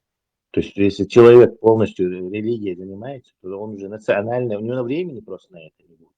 И желания не будет. Это будет он считать менее важным, чем религия. Люди и так, если еще им 2 задания дать, то, конечно, они выберут то, что якобы это более важное. Ребенок ходит в школу, где разные национальности. Раньше, когда в советское время якобы были классы отдельные, там, лезгины отдельный класс, кумыки отдельный класс, якобы такое было. Но сейчас-то этого нету. Все общий язык. Когда-то был общий язык, там, арабский, турецкий. Да. Русские все будут делать всех русскими, там, азербайджанцы будут все делать азербайджанцами. Это такая логика, да. Ламанго, слышал новость? Какую? Трамп, короче, сыканул, хочет это через Путина Машерби иранец. Да, и обсуждать, я жду их засун. Первые намеки уже есть. А Путин, наверное, потирает ручки и попросит какие-то, вообще, или что-то такое, там, Украина, из-за малой. Конечно, умлощаться, бабдичи. Так, украинцы и так по-любому в свободном плавании европейцы. Тут на самом деле не самое главное мир, да, ираням, мир, дело не всыканул. Я думаю, что он этим путем хочет обелить Путина, и он типа ему что-то уступает ради того, чтобы он участвовал в этих переговорах. Короче, и цену я духанецу не улёшнул. Это не скажем так, короче, из-за косвенной пользы. Но тут более чем сложная ситуация. У Путина им движение гущу. Он И новый, и Хамини Хазна Алива, положение. Тундай там ехать дар Путину. Опять там на напыщенном восточном стиле, короче. Короче, поздравляю, буду бош. А это уже что-то показывает. Во-первых, как бы иранцы не очень на Россию надеются. Ну, Россия же все время кидается своих союзников. Та союзник Шбати, понятное дело, что они с ними шашкаются, чтобы шантажировать Израиль и Америку. Махамдать и тять, короче, идти на какие-то эти. Так, иранцев он же несколько раз уже кидал. Так, не факт, что вот этим письмом он пытается как бы снова это влезть, я тут, короче, ну, типа себя предложить. Иранцы могут его послать, я не знаю, признаки этого тоже есть. То есть не факт, что ему удастся послужить посредником, могут отвергнуть. Хотя шансы какие-то есть, короче. И с этим, да, я тоже согласен, и том с этим опять рынки, но европейский, короче, то есть типа он с него эти санкции могут снять там это то снять, опять он дальше пойдет Украину мочить, короче, кольца, положение, тишамецам. Не факт, что ему это сильно поможет, но опять-таки и допы. Дерьмовый сценарий. Ну, все-таки преимущественнее второй вариант Герцогян, даже и Путин использует вообще больше, Путин использует мир, какой-то мир придумал, видите, союз, какой-то Совет мира, я рву придумать, организации, каждый взнос $1 миллиард. Путин изолерч, он суммитяцу и юг изолерч, и обратно рукопожатного лерч, он любшует. В любой момент использует эту юг хаузу. Не то, чтобы он рукопожатным очень делал, но просто он очень сильно, в данном случае он очень сильно кашу заварил. И массу рейс баксом, 2 триллиона денег, оружие, массу гоммы. Кстати, результат этого дела и Дерек Ахшдуйтигер, вот Объединенные Арабские Эмираты, Катар, Союз, чуди андол и инвестиционные ахча, инс дочь до Гонконги, Кореи, Японии, в общем, в Азию. Все капиталы сейчас туда убегают. Из вообще полно буцан, этот участок, скажем так, земли может превратиться опять в бедный этот район, короче, никому не нужный. Моя песок. То есть, если капитал оттуда убежит, все, уже туда он больше не вернется. То есть, это место будет местом запустения, бедности, короче. Этакий Судан на стероидах. И монах еще залива. Там еще Саудовская Аравия, может, на хаджи еще готовится. Люди, которые начинают такую войну, пулят ракетами, бомбами, раскидываются, и укрдуются, бортиешь. Неужели они не знали, что этим закон? Тем более бизнесмен во главе этого самого богатого, мощного государства. Им падишь, вот и все. Не, в том-то и дело, что Натаньяху это устраивает. Что ему что, монах в заливе, ущерб, что ему главное вот щип цели.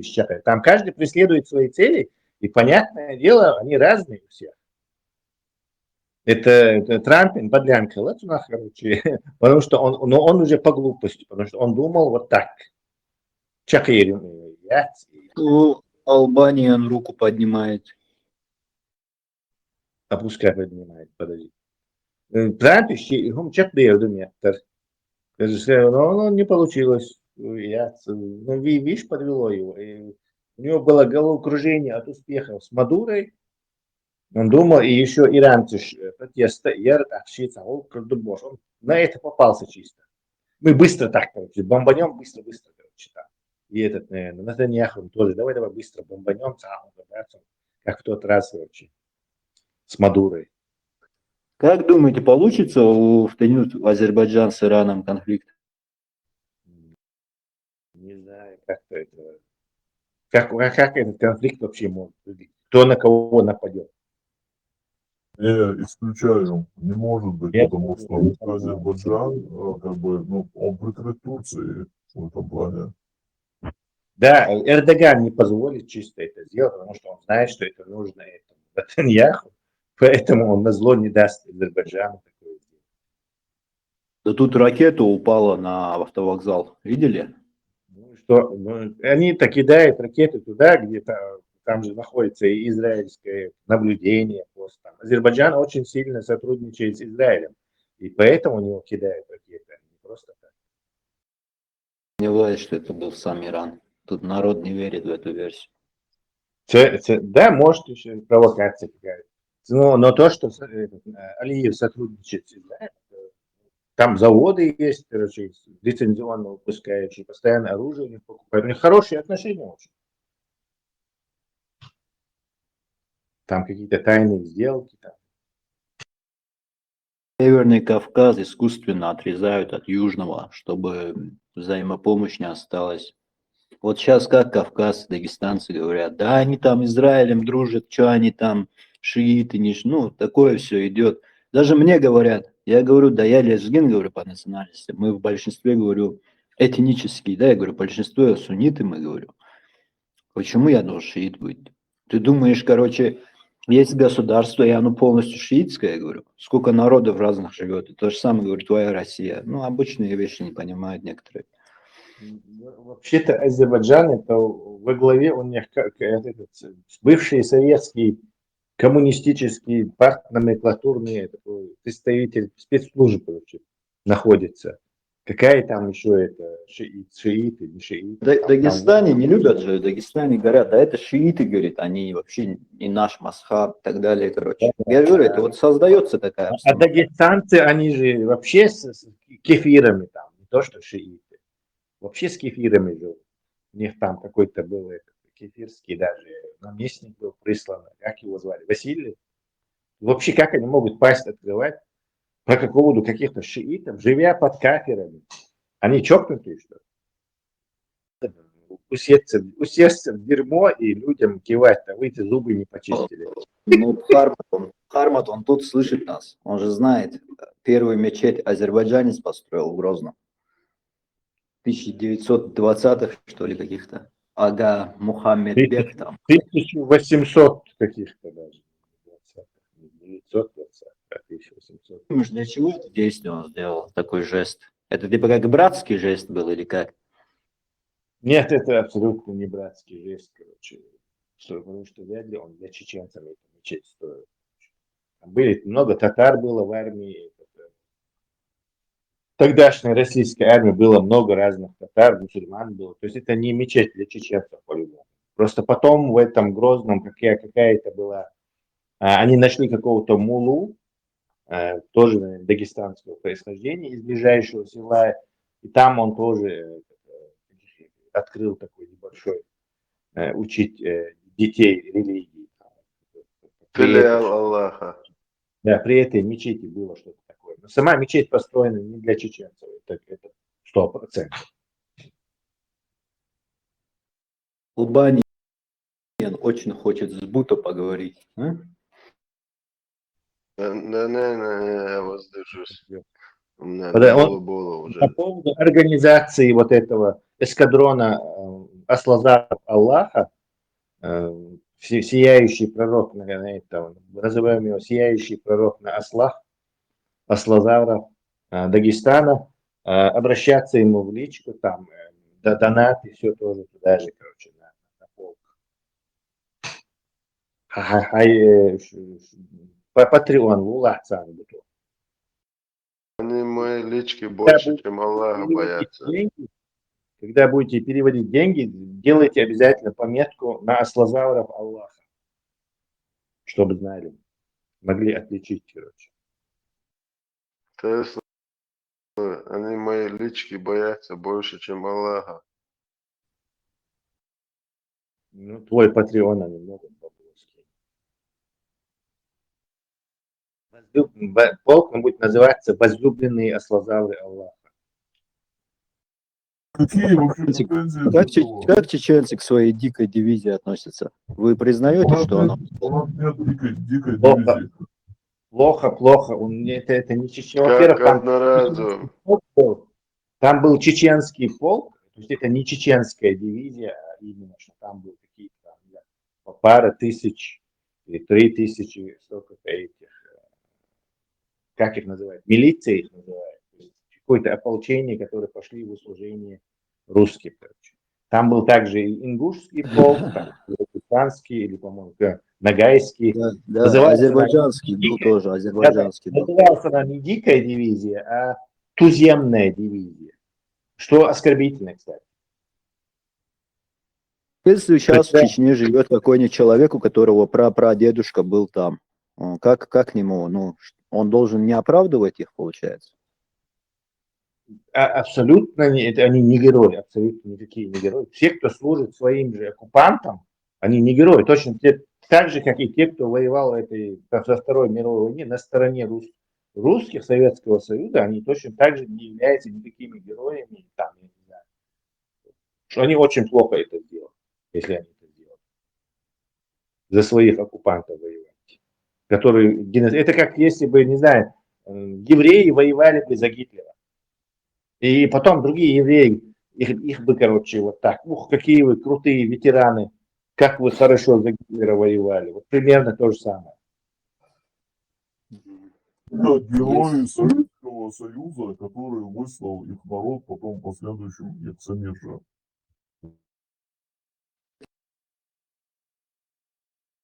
И Союз уже другое время. Ну, а что вынудило наши народы там участвовать в этих дивизиях, полках там? Ничто не выдело, это просто логика империи, тебя захватывает, ассимилирует и заставляет участвовать во всех твоих авантюрах.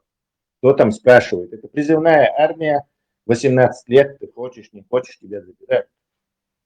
Где тут это? То же самое, что и сегодня. Да, кстати.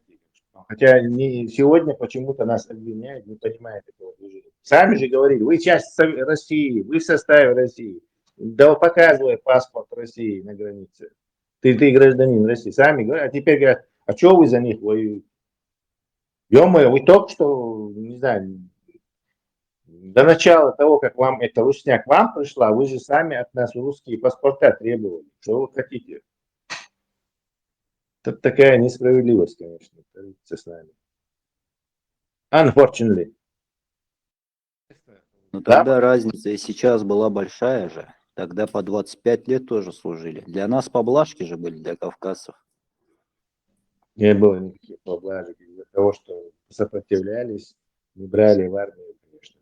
Ламанхо, как ты думаешь, что чтобы его прадед служил по Подожди, 25 лет? дай договорить, Олег, ты прям в разговор вмешиваешься. Дай, когда разговаривать, подожди, пока спросят. Ламанхо, как ты думаешь, что Путин попросит за Машерби, Иран? Ну что, санкции, обязательно, чтобы сняли санкции. Ну, как минимум, оставить те земли, которые вот сейчас пролегается фронт. Или по конституции, которые они, если понаглее быть, те, которые не вписали в конституцию, они на своем держатся, эти русские. Но назад не собираются. Не, изем алудатсан, то есть украинчин, давлением, Трампе давление срабатывается. Вряд ли они будут сейчас Трампа просить, чтобы он Зеленского там задушил и отдал землю. Украдать их. Что-то другое они попросят, скорее всего. Преимущественнее, смотри, преимущественное для них, чтобы продолжить эту войну, чтобы с них сняли какие-то санкции. И главное бабло, деньги. Есть деньги, можешь деньги. Нет денег, не сможешь воевать и управлять такой огромной страной. То есть идут сами. Но цаумаду санкции снять Машер бич нефть снова одужер. То есть это тоже не ахти какое-то. وعدوجا دوخكر مدوسة إني أهين ست المحمى لقر كجوغا دوخكوش صغج مباش قليو Украинчик по этим НПЗ мы яхтиталь и забор 100%. Да, украинчик. В первую очередь, ахчдахшил момент яц, и уцелем осукипер уторговать ешек. Нефту, каргазюах, кары, еще МПЗ, шивохсер. Так, мол, тогда плохо, дижик шорт, модетика. خيطة الزيرو كابل نوحي الله خسيتي مقيدتي до 100%. Это как бонус. Это как бонус дополнительный. Лично халатник. Хой пармати. اسمي برلين Хас Трампи Путин не камельдеш, короче, так. Что, хаса Аллах моста уши, и захавалишь, короче. Я не буду посредничать. Теперь вот этот, еще Давин, короче, Дарвин Халимеш Моуэр, новый Хамини. Согласиться, делаются, вот интересно. Рамзан согласится тогда. Собор Гену Матавеша. Рамзан согласится тогда. Исуна, да где Арон буду. Мне тоже это в голову приходило, что-то аналогия, но я все же решил, это все-таки не такая аналогия. Похоже, модно договариваться с убийцами. Суннат, ну. Да, суннат.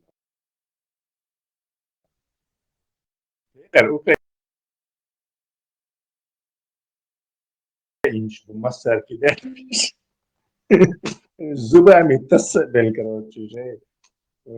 شيء ما يوقف بكره شيء قولي كده ترامب ويوخا كده ويشتك كده никак не может их окончательно кинуть опцахуешь да. Но цубдар да тесла شيء опция даже да помню в голову что обычно хавозишь из движения صديقي последний Рейнштейн 38 миллиардов دلنا شو وقت جرزة هم مصر يورو короче هو قيمة подогнать так что все равно оправдать Илон Маск حاولت и сам несколько видов транспорта шо выпускать еще Германия. И что он под военные нужды переформатирует завод?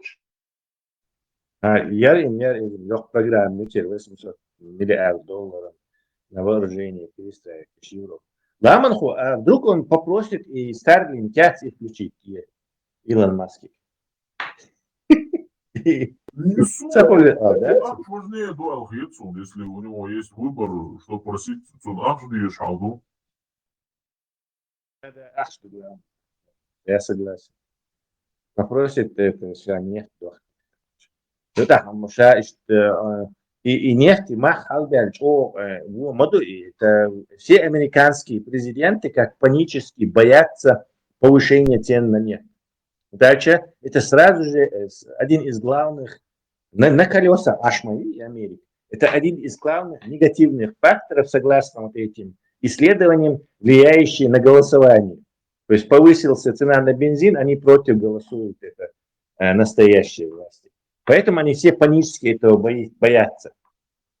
И Трамп не исключение тоже, бензин махал, алболи, тарбача, бош, обещания, слушай, гумши, яйцен мол. Вот, короче. Оптиум печаль где-то он в этой цене. Америка, Шама и нефть, внутренний рынок, в основном духш, Техас, Тейгужек, и Шукция себя качалкш. Чтобы они работали не в ущерб себе, оптиум печаль где-то в этих нефтяных ценах. Да, не знаю. Но всегда ближневосточная дешевле. Она и легкая, и дешевле, и американские, и завод. Большинство на это настроены. На тяжелую нефть, короче, вот они не настроены, они само это, и оказывается, там есть вот эта разница. А вот завод нет, он может определенные марки нефть перерабатывать, и его перестройка на какую-то другую, это, не знаю, чуть-чуть ли не как построить новый завод. Чуть ли не как построить новый завод. Поэтому американские, они изданы вот на это, на ближневосточную нефть настроены, на канадскую нефть в последнее время настроены. Песок, я говорил, что видите, это изду. Поэтому они про свою только половину. Короче. Оптимум, я думаю, я не знаю, 70-80, я его посмотрю. Минимум. Ему-то что, у него венесуэльская нефть под носом есть. На крайняк канадцам на поклон пойдут. Натаньяху рейс, Хорватию. И это его не устраивает такой сценарий. Маша, 100% не устраивает. Посмотрим. Сейчас столкнутся, короче, две лобби. Одна вот этого, ГБшная, другая Натаньяху. Какая победит, посмотрим.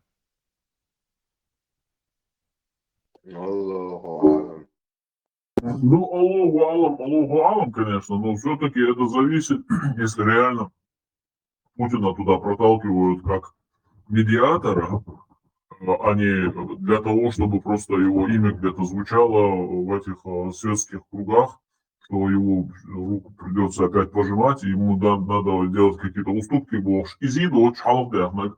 что его реально хотят продвинуть как медиатора. Это после этого, все это зависит от иранцев уже. Вот и царь Нагасан принять мой как посредник, а не как обычный кидальщик, которого они всю жизнь уже знали, а как реально, да, если Путин, тогда, ну хорошо, тогда поговорим, да, навстречу Болха, ах, реально, вес Алиевицын. Ламанхой, посмотри, допустим, вот этой стороны Путин как посредник, короче, подфартило ему, допустим. А Израиль сейчас соутер батяча, так, то есть этому Трампу придется давить же на них как-то, и что успеть заставить бить.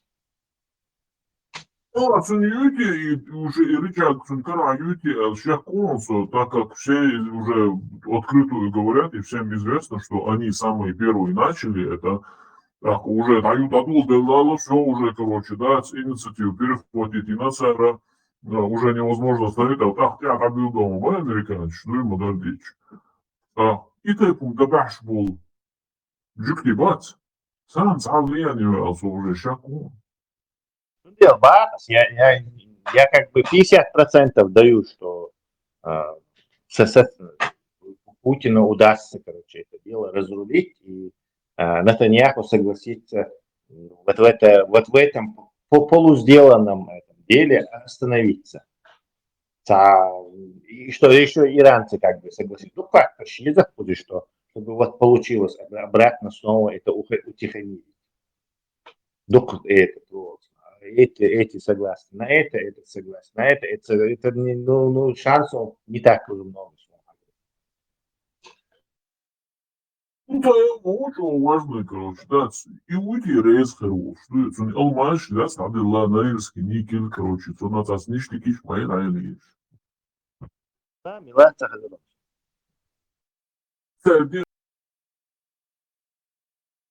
Тесла, хажан талнаху, что я может дарту, тема отклонится, довольно, но все равно, хара джуктеш цени, я Сұрчдоқшу, да, Ходорковский, Карамурза, Мармурза, Пухушты, да, Стерцини нормально, ще Сұрчдоқ, да, Стерц нормально, вот, сразу, короче, это вот блогер, чему Хэшханьян, сразу после этого начинает гнать на евреев. И тему вкладываются, он не очень, вот, и тут интересно. А может, они к нему относятся, вот, ну, ара мусульманин, мауи, ара пишца. Не знаю. Дурак, мусульманин, ну, да, а от него что еще от него ожидать Бог? Может, терпеть его просто? Ну, Хэчкипер, он как будто из-за специально, короче, дурак, ну, все-таки для себя меткса шейха дураку, и специально, حاول يقنعوا الغيتهم, чтобы он вот свысока, вот, бехда, да, ночи, ну и, короче, антисемит, бой, туда-сюда, да, главное, ничего, вредной темой, последние годы, да, и с теми юкля хаку, ну и специально халыбы, но уж сам из Джуктеш, из Новара, Ходорковский, из Карамурза, Мармурза, все-таки заядлые враги же чеченского народа. Царь Халавы, он когда бьете чудо, что а на самом деле он им не враг никакой. Ты как бы полагаешь, что Закаев недостаточно антисемитичен, поэтому нашли другого антисемитичного, да, покруче? Ну, Закаев, да, он и цики халвак луру отзерцать, потому что Закаев в глазах, в головах вот этой ваты, российского мяса, из террорист мой, как-никак, постоянно убош, видите. А царна шенюха ногчу из, шен для себя лояльный волш, ну, битбеллек волш там баца дюцурдуш, да, вредный для чеченского народа. И как раз чувствуется, что это они свои лошадь государственные так. Идеальный кандидат, вага просто. Да, просто идеальный кандидат для этого.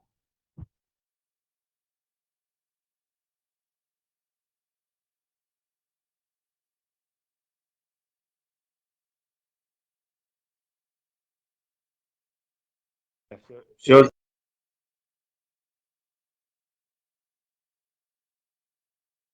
Не даю много шансов, что Путину удастся это дело разрулить. Хотя и посмотрим, 50-50 сейчас ситуация. Это даже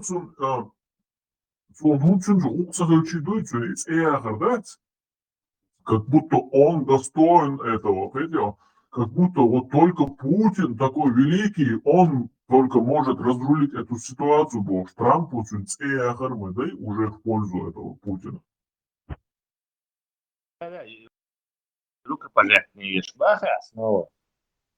Да, он его делает нормальным, короче, там не этим преступником, как остальной мир, скажем, мир, я имею в виду Европу. Европа, на самом деле, Путин,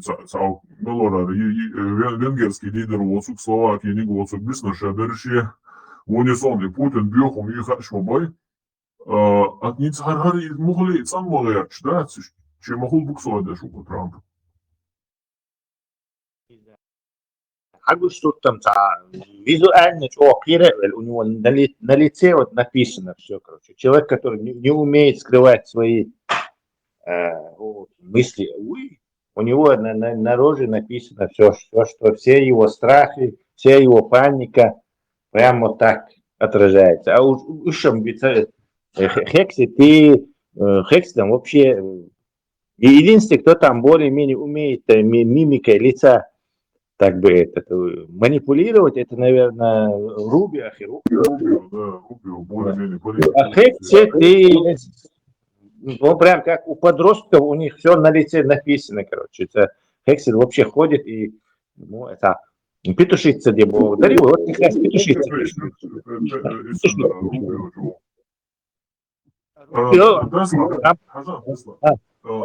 Вот смотри, Хорватс, почему именно через Путина обязательно? У Путина больше влияния на Иран, чем у Китая, например.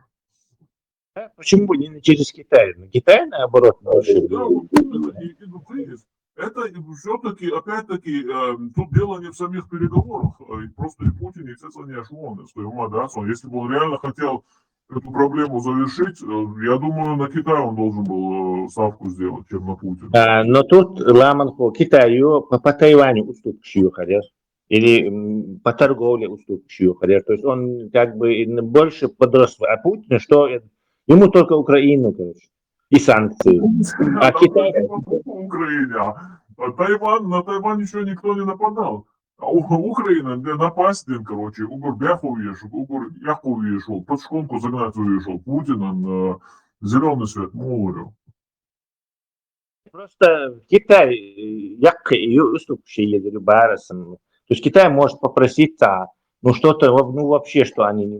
Он же ведет торговую войну, Америка против Китая, и тут ему придется на поклон к Си, там, какие-то это уступить, то уступить, короче.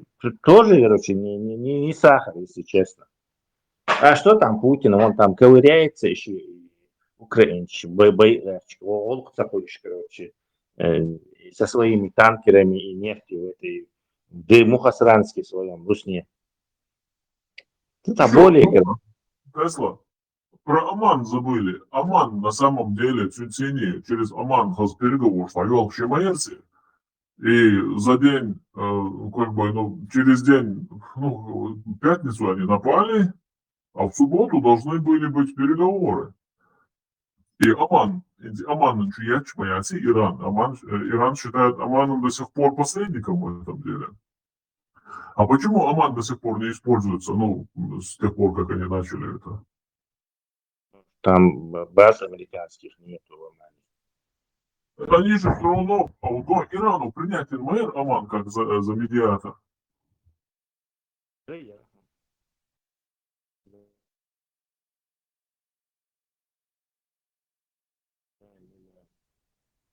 Хотя интересный умаду и даш болеешься, але царет Орбану. Лаванхо. Да, инкассатор. То есть они с австрийского банка Райфайзенбанк, с него тащили в Украину, там, не знаю, 8 килограмм золота, 35 миллионов долларов, 40 миллионов евро. В общем, какую-то там, ну, сумму, там, не знаю, ну, приличную сумму, не сказать, чтобы для государства очень уж большую, но приличную сумму. Теперь странный вопрос, короче. И Райфайзенбанк, он за связи с русскими под самыми, из всех самых санкций западных банков, самые яркие санкции Райфайзенбанки и финансовые разбирки Америки. За упорное сотрудничество, за отмывание капитала, целый список есть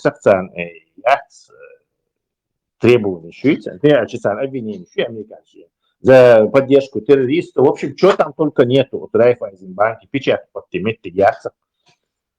Вот что, короче, банка зачем-то какую-то такую крупную наличку ведет охваченную войной Украину, которые бомбят. Транзакции Йоханюи и цена прослеживаться еще следы транзакций. Плюс еще фиела есть, но и в любом случае, короче, генда хацеля из даже Украина особо не об этом и специально их шавар выхаш, это все равно как минимум наполовину нелегальное дело, и операция моя и венгерщина. И я к чему это говорю? Русня, что обещал Украина вообще балбушка сейчас связи с Райфайзенбанком, вообще, короче, оставил, тем более, нереграсский капитал. Этим Райфайзенбанком 100% тайно владеет русский. Я в этом просто не сомневаюсь, что там Миллион процентов. Капитал. Теперь, пожалуйста, внутрь Хайм, и ахче, скорее всего, что-то там в Украине, короче, наличку мою ахти да хочет. То есть банки вообще нет смысла вообще наличку таскать, они же переводы делать могут. Короче. То есть, тем более западные. Зачем-то войной. Коррупция вот этих, как их там, чиновников, скорее всего. Я подвожу тебе этой мысли, что это деньги, вот это каких-то русских схем, чтобы в Киеве кого-то купить, там что-то это сделать, что-то наличку, короче, на тердо. И собор дела, ты мысли меня сейчас убьешь, собор дела.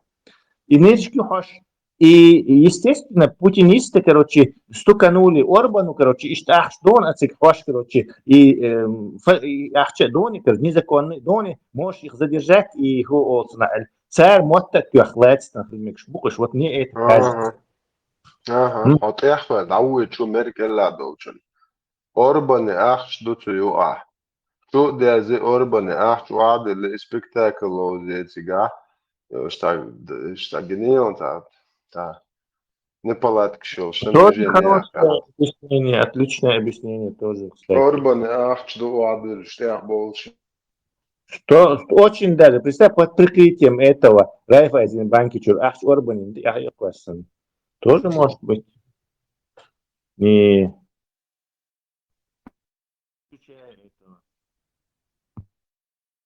Водитель Орба тахцар около 200 миллионов по этому маршруту не должен из этого банка Украина, и еще энергия согласована с обеими государствами. Вот.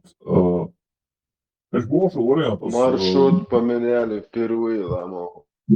И за маршрут сейчас,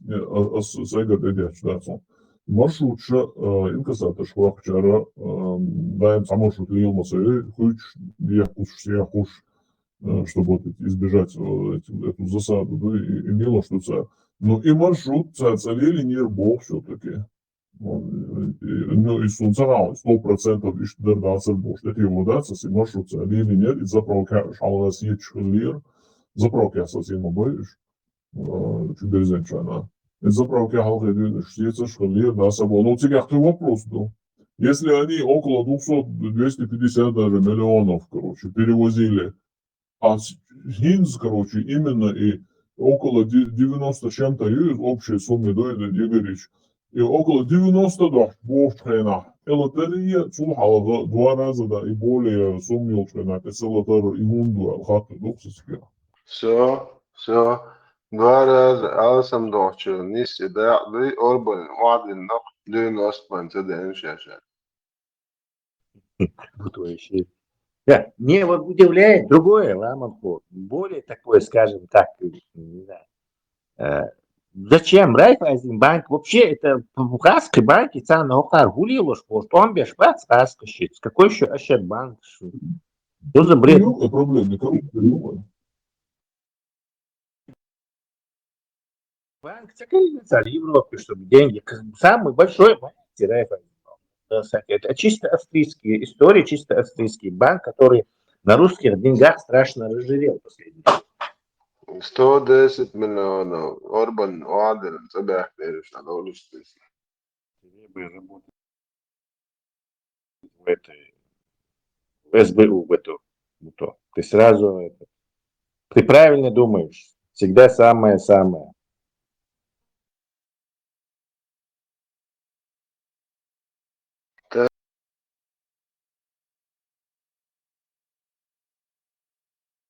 Тесла, смотри, разборки случились. Деньги 90 миллионов были, когда уезжали, типа из Кстати, будто собрал, и Ламанху, будто эти теории не искал, Орбан же выбор, ему на выборы через месяц нужны деньги. Я его теорию не исключаю, да, и кто-то слышал, что конечно. Коррупцию АУ из его... Как эти деньги Орбану отдашь, короче, на выборы? Вот вполне себе может быть какой-то странный очень, действительно. Раска через Райфайзенбанк, то есть свою вотчину, переправили Орбану, используя украинскую коррупцию, Ощадбанке переправили Орбану деньги на переизбраться снова этой твари венгерскими. Сейчас было рисковать, да, но это... Ну, он так и называется банк, Ощадбилла банк.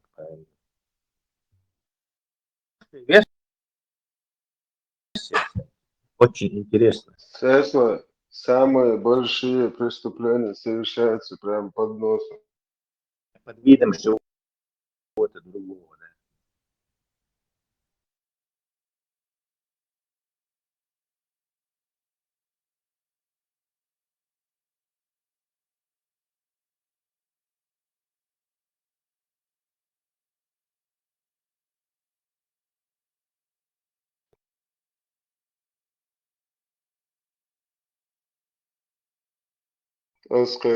команды, да, Тесла. Вообще, прямо, ахчтяли туда там банки, эти алохоры расканциш. Это я там да виштат. Шал банковской системе, камер, народ, наблюдение, внутреннее наблюдение, да, еще штатек бывает. Это ждали, мешает, тем более при погрузке и выгрузке денег. Вообще никто не имеет права трогать камеры. Из-за доли он, начальник безопасности доли он, банкир доли он. Видишь, просто финансовый разведка американских хакер, тут ах, ты дуч, банки овчан, яллах, сиганел, ах, Владимир Орбан, сразу высветится, что А может мы так слишком сложно думаем, будто они Австрия, Венгрия, Гейн, моя граница, моя цель. То есть захотел бы Орбан взять деньги из Райфайзенбанка, он и так взял бы, наверное, саму проблему. Чем машин за ну, налом $100 миллионов, хаму это в Австрию, Тесла, налом. Ну, не знаю. Вообще, Ну да. есть в штат налом $110 миллионов, $100 миллионов, есть уж модат, миллион, есть модат сигнал за один день. Да, именно. Буду зафиксировать, да. Это должно происходить как будто бы украинчин. Да, да. Выборщики подкупать будут, нал есть. Там цифровые деньги не нужны, политиков покупать именно нужен как раз таки нал. Здесь выступление, и все. Их вообще хамский так, уверенно камельдиш, как будто его там сгрели и вот и Қиетам қайылш, гушери поймарисан. да, вообще наешь, смотри, Украине, вот я бы ответишь, и я,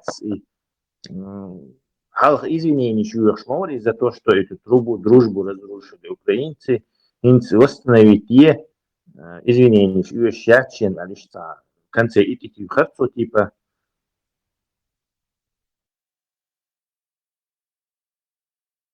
ФСБ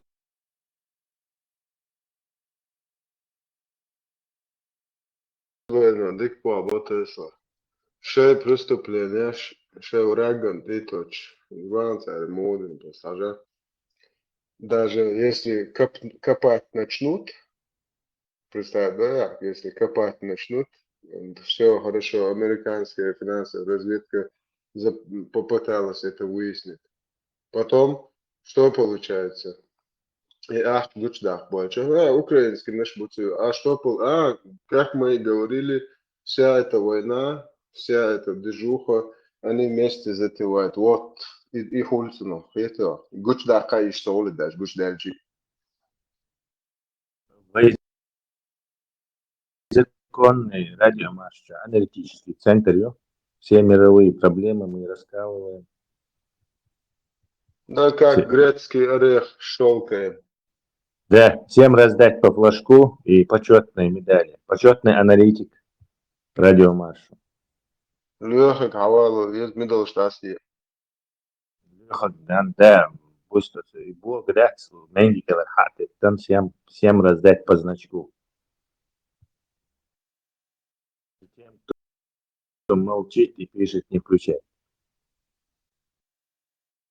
Не,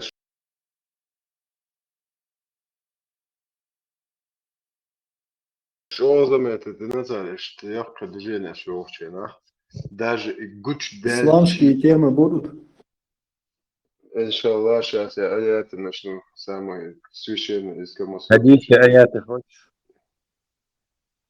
Тесла, с Бога газел, и хум уже гуч дельчи, цую хинаш хабеш. Вред дят, и шен хольчул вред, и шербит ялаш, ба шен хольчул вред. И одна хабеш, и гуч дахи шуч, положение будет, лубянские, ляхбуй, аллах.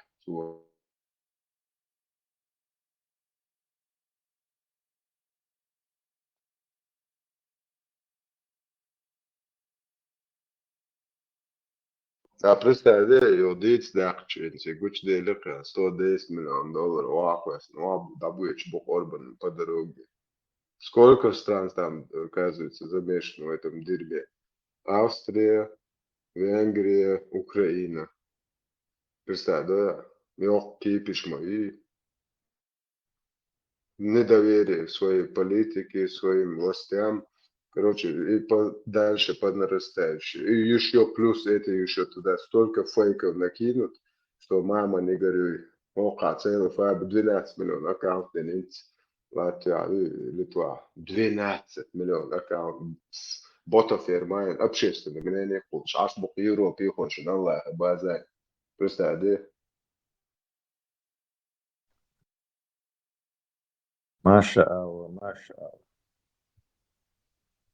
И Инна с ними. Же наш Кавказ растворен на самом деле. Смотришь на это все и думаешь, ну как так, а? Как так? Очень бывает обидно в душе за все это. Не за Петру, что больше обидно, если честно. Нормально, на пенсию уйти не дают бедному. Такая обстановка, казалось бы, у тебя есть дом, машина, там какая-то удобная жизнь. Ну, в душе не то, что-то не то. Своего не видишь.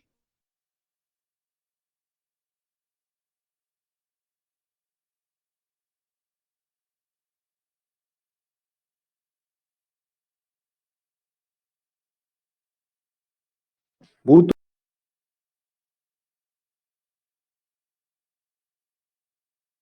даже СВО началось, заметьте, в России это слово хачик, чурка, звери там также осталось. Чурка это исконно русское погоняло, которое им дали монголы. В курсе. Ну, просто какое-то я ожидал, что какое-то уважение будет.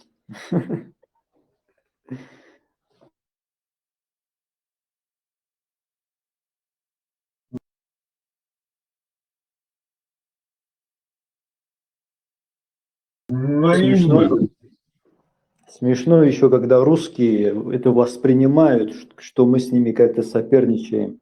Человек соперничает с тем, кто сильный. С тобой где соперничать? В чем с тобой соперничать? Что ты захватываешь, ходишь полземного шарика и держишь потом. В чем с тобой соперничать? В этом, в таких делах с тобой соперничать. Как вы хитростями, разными вариантами, языки там теряете. Убыхов потеряли, Российская империя. Просто уничтожили народ, представляете? Народ храбрый, народ, который воевал.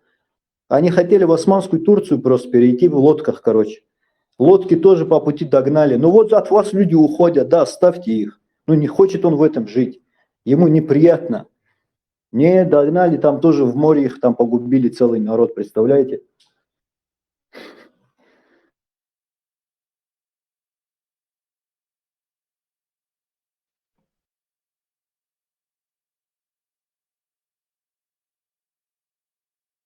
Были имперские вот это образование, они, короче, через одно место думают.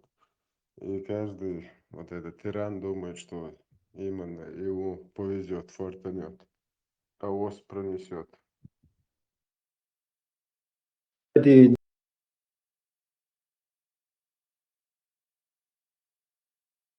Действия Ермолова, считай, не отличаются от действий мусульман, когда читаешь.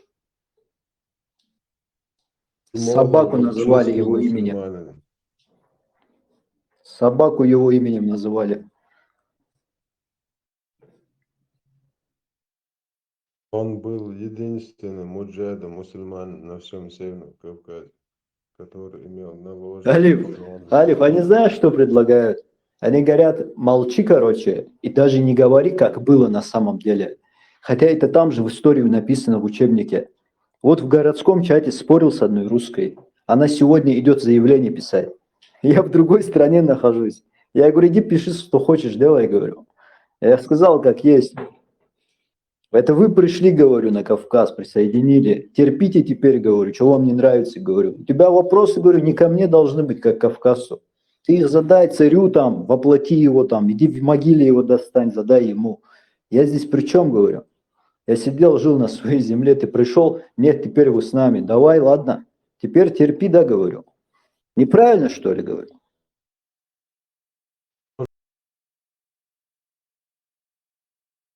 То же самое вам могут сказать и русские, потому что вас тоже туда, как и русские, переселяют другие народы, вас туда переселили арабы.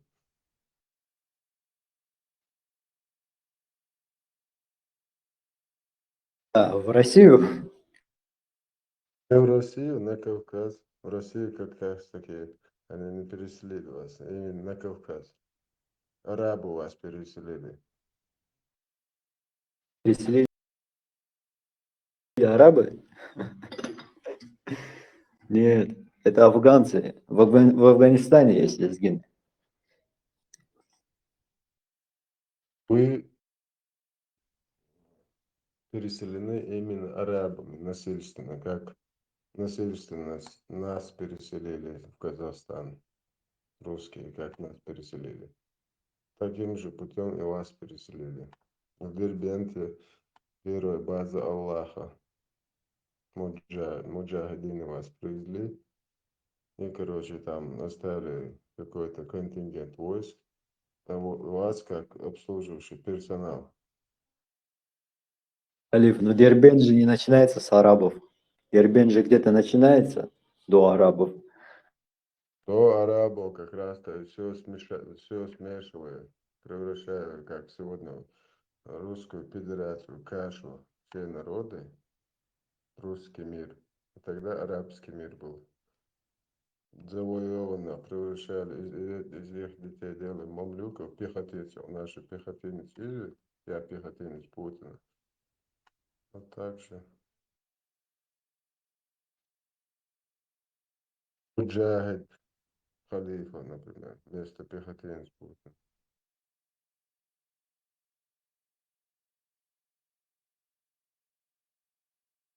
Был на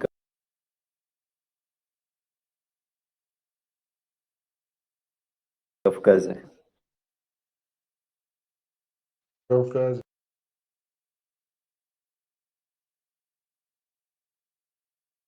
Кто могут русским на нос вот так пальцем тыкать, говорить могут те народы, коренные народы, которые там всегда жили, до русских, после русских, до арабов. Это автохтонные народы, и все они знают, кто они есть, кто их предки и кто где жил.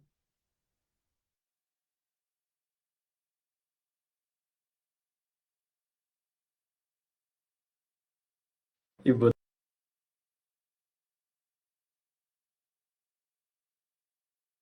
Маймон зашел.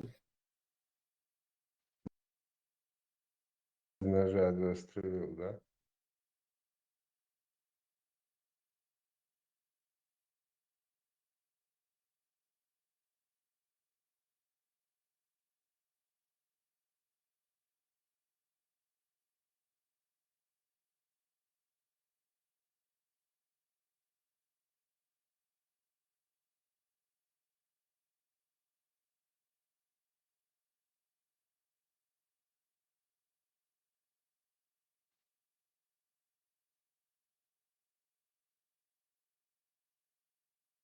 Это смешно на самом деле, когда расово, не полностью белый человек тебе говорит, что ты хачик или что ты черный, короче.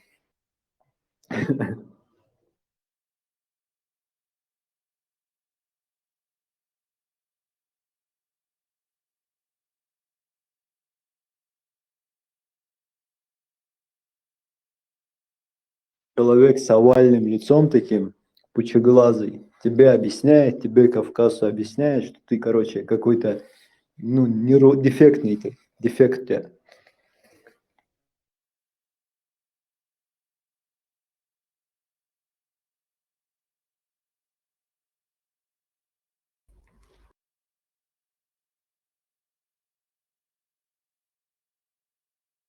Можно поинтересоваться, в чем ваш интерес в этой группе? Мой? Да, да. Видел в чате ссылку сюда. Я зашел. Все. Слушать, общаться.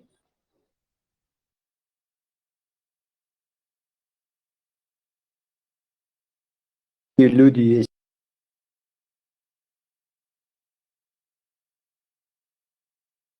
на Кавказе.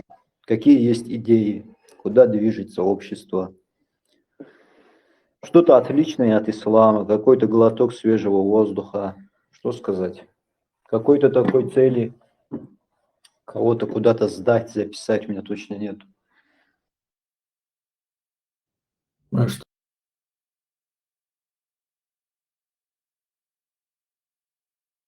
сам думаешь насчет религии? Тебе интересно обсудить религию?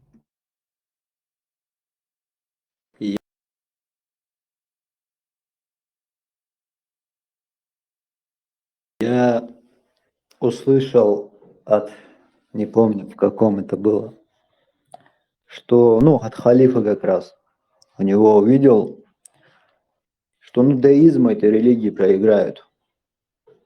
Уже религия, как я сказал 40 минут назад, она превратилась в моду. Как тенденция, да? Тоже пройдет. Деизму религии проиграют.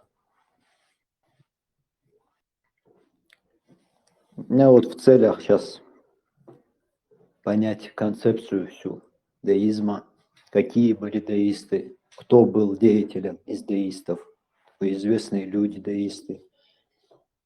Я думаю, это очень верное мировоззрение, верное это. Из какой группы? Из дагестанской группы перешел сюда? Нет, я сюда зашел из канала Буто. Буто дал ссылку сейчас. Минут час, как эфир запущен. Вени Видевич чат. А в дагестанских чатах обсуждают религию? Там вообще есть кто-нибудь, кто против этого? Я не живу в Дагестане, не сижу в дагестанских чатах, потому что мне не интересно с этими людьми в этих чатах. Я терпеть не могу этот сленг. И говорят на русском. Я сижу в чатах своего народа, в которых обсуждается, как сохранить язык. Как минимум, как не ассимилироваться.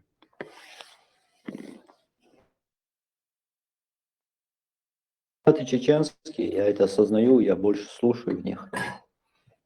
Потому что, мне не безразлично, с кем я живу на Кавказе. Пармат меньшеоты, чему велла пармат? Хохчуатса эсханиалер. Семуя пармат.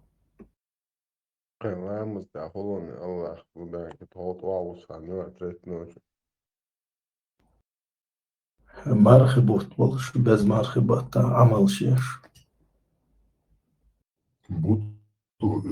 Nešto je охотник Олег специально интересно хадису Махазио. لا نشنا охотник, блядь. Дяре, поймешь, он педофил, халим, нас он вообще تأتي ليس هشتاق إتيا بيدوفيل العيال ترخصون أما يوا فاهم سواء يا مساعدني خو العيال قاني الفيديو سواء جميل تا это пошел другим путем короче يوا يعني хо ищу дольше все 57-55 долларов Очень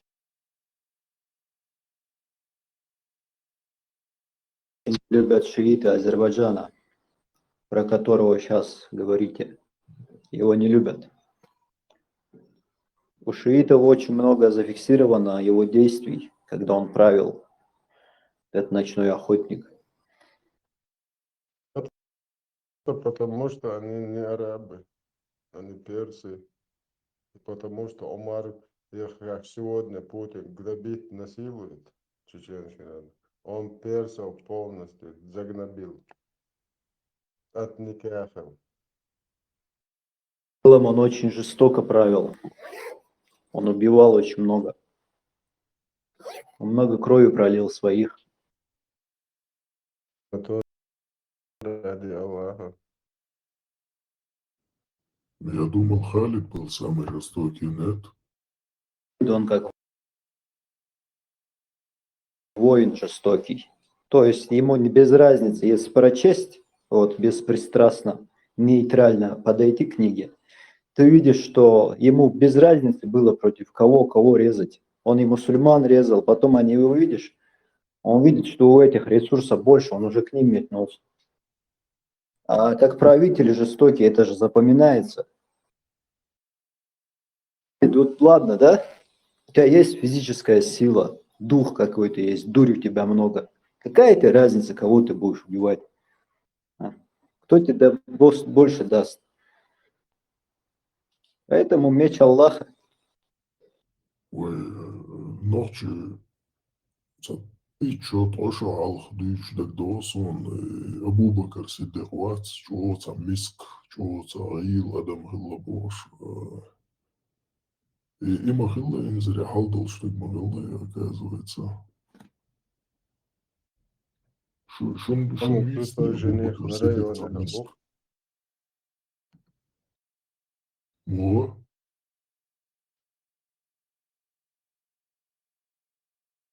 Эммарстон юа шаят ацан исвай тялин май. Инда чуч гергал сунди ашуло кар. Шаят аца башит.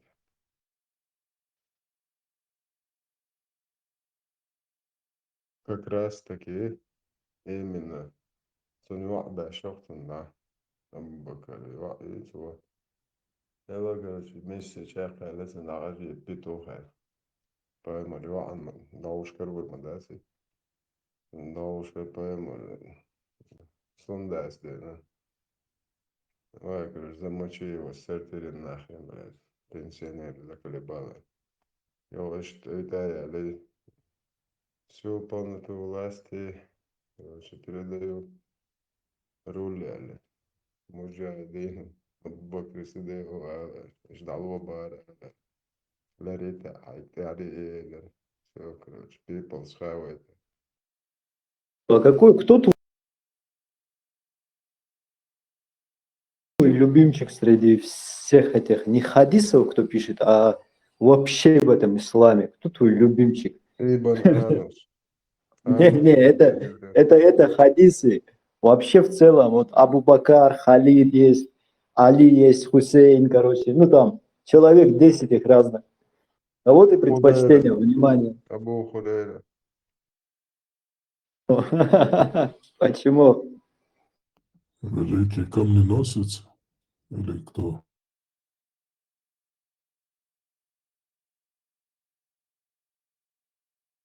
Потому что я его даже пожалел. Он нам рассказывал, что пророк всем помогал. А тут, короче, оказывается, личному камненосцу, который всю жизнь ему камни подносил, когда он на 4-й раз уже пророк подошел, сказал, что он, короче, бедный, ему тоже бы хотелось какую-нибудь наложницу или жену отникахать. Пророк ему сказал, да заколебал, иди отсюда, раскопи себя. Это шары, короче, сильные, отрежь. Вот тут я пожалел Абу Хурейре.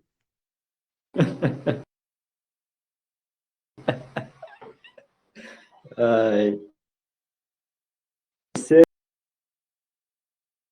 персонажей больше всего нравится Иблис. Самый, который всегда виноват, всегда он что-то попутал, рамсы. Может, он вообще... Ты в конце, когда мы полностью ислам мы раскроем, ты увидишь, что он чеченцем окажется. Я тебе глаз даю. Карма там окажется. Грудину. Иблис васвасит тебя, жесть.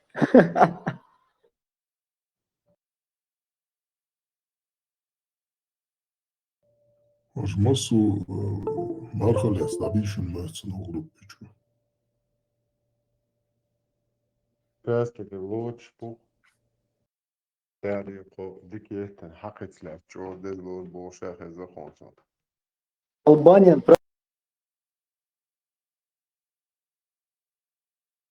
правда ФСБшник? Не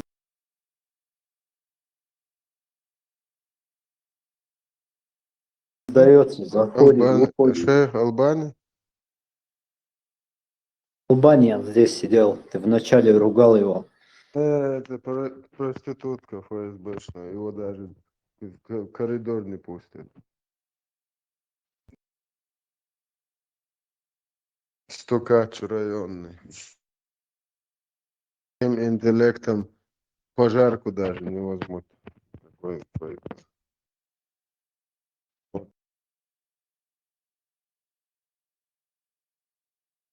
Видел, бывают газовые трубы и водяные. Он может перепутать и подключить на газовую. Дебил. У них какой интерес здесь присутствовать, я не могу понять. Здесь же ни к чему не призывает, грубо говоря. Как раз таки призывают к чистому исламу, а не к балабольству.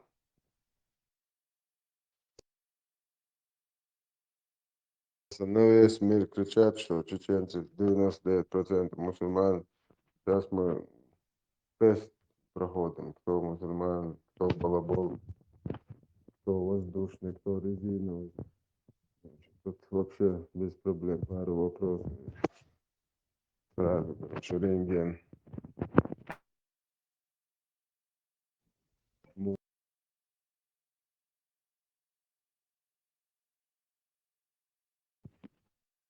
Пока не примет ислам. А ты откуда чеченский знаешь? Я заметил, что я на чеченском говорю, ты все равно понимаешь. Я, что ли? Да.